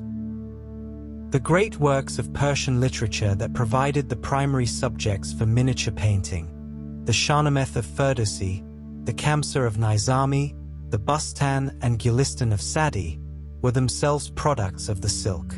Road cultural world, composed in cities, Tuz, Ganja, Shiraz, that were major waypoints on the Central Asian and Iranian trade routes,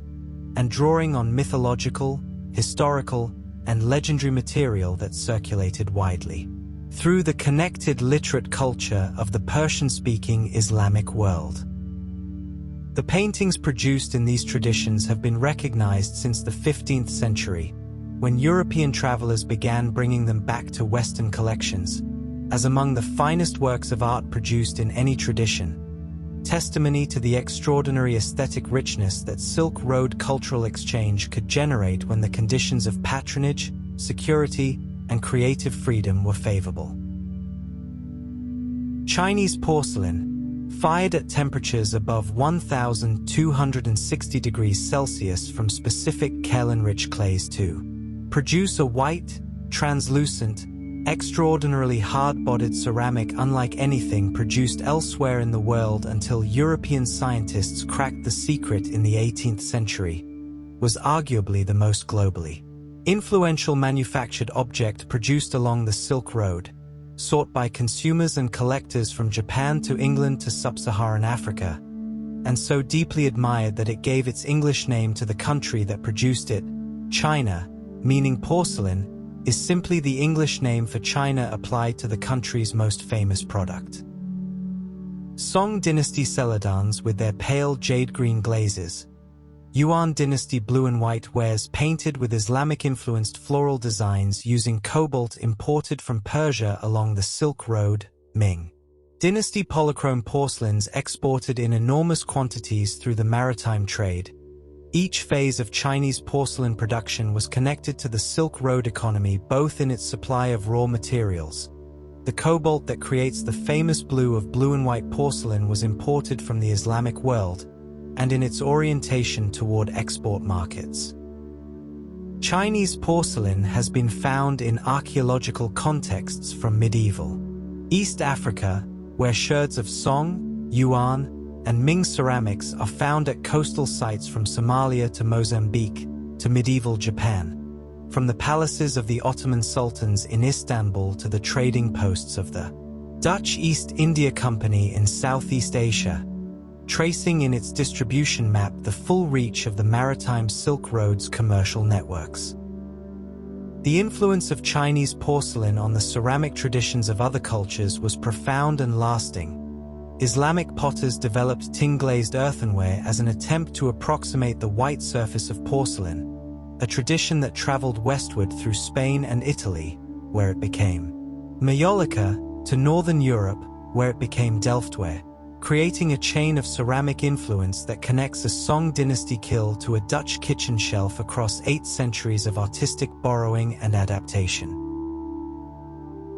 Among the most distinctive and culturally specific art forms associated with the Silk Road civilizations, Calligraphy, the practice of writing as a fine art,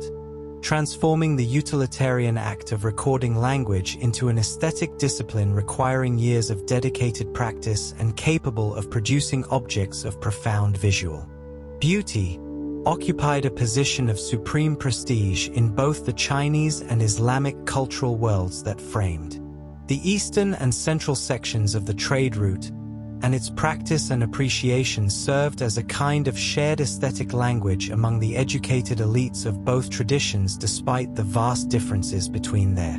writing systems.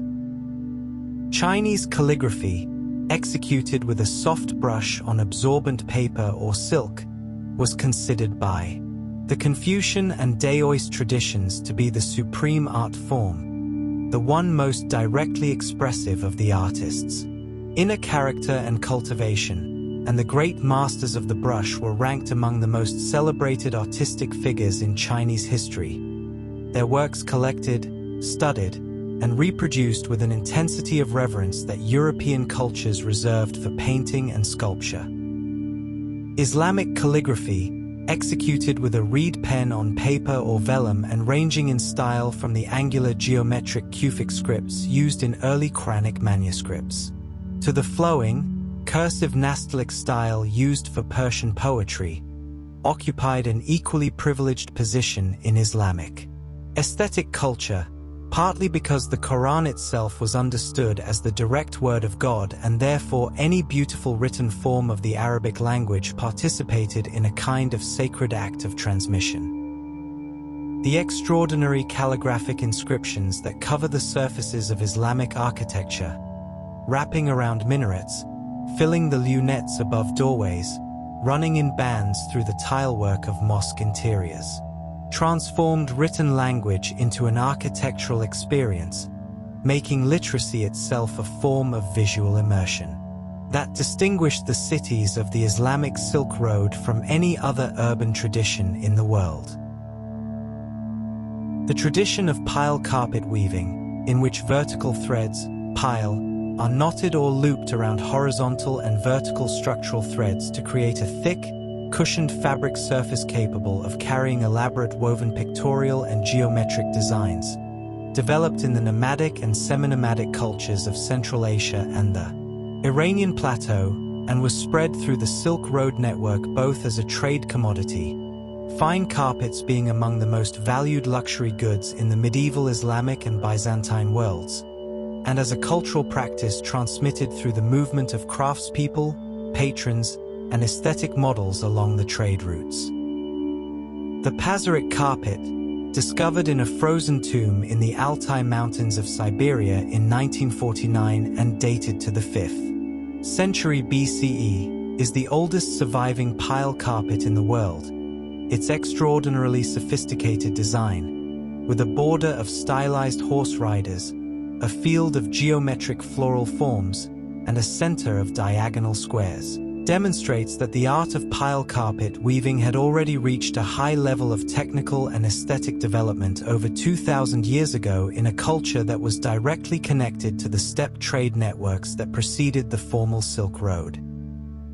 The great carpet-producing centers of the medieval and early modern Islamic world, Tabriz, Isfahan, Herat, Kashan, Ushak, and later the royal workshops of Mughal India, developed regional styles that became so distinctive and prestigious that major examples commanded extraordinary prices in the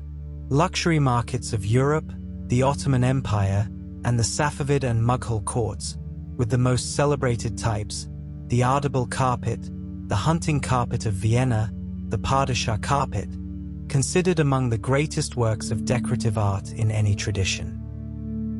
The pattern vocabulary of Islamic carpet design, its intricate geometric interlacings, its medallion systems, its stylized botanical arabesques, represents one of the most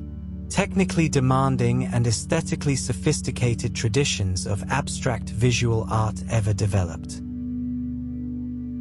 The performing arts, theatrical traditions, puppet theater, storytelling, and acrobatics moved along the Silk Road as surely as silk and spices, carried by traveling performers, absorbed into local theatrical traditions. Through patronage and imitation, and transformed in each new cultural context into something that bore the marks of both its origin and its destination.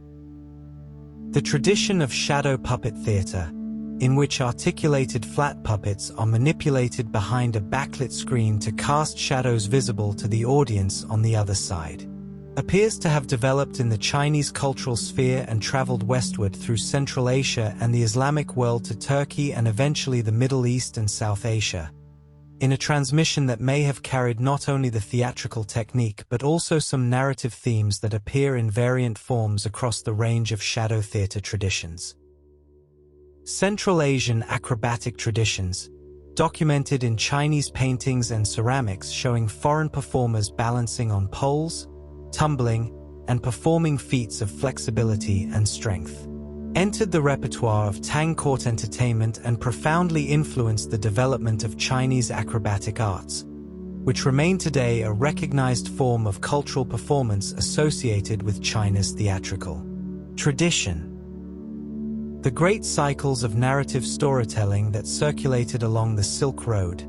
the Arthurian legends, the Alexander Romance, in which the exploits of Alexander the Great were narrated in versions translated from Greek into Syriac, Arabic, Persian, Armenian, Ethiopian, and numerous other languages, the 1001 Nights, and the various forms of Buddhist Jataka tales narrating the previous lives of the Buddha, represent the transmission of narrative imagination across cultural boundaries, a less tangible but deeply humanizing form of exchange alongside the more measurable flows of commodities and capital. Coins, circular pieces of metal stamped with images and inscriptions that serve simultaneously as a medium of exchange, a unit of value, and a political statement of the authority that issued them, traveled the Silk Road, both as currency, facilitating commercial transactions in the markets along the route, and as objects of curiosity, collection, and prestige,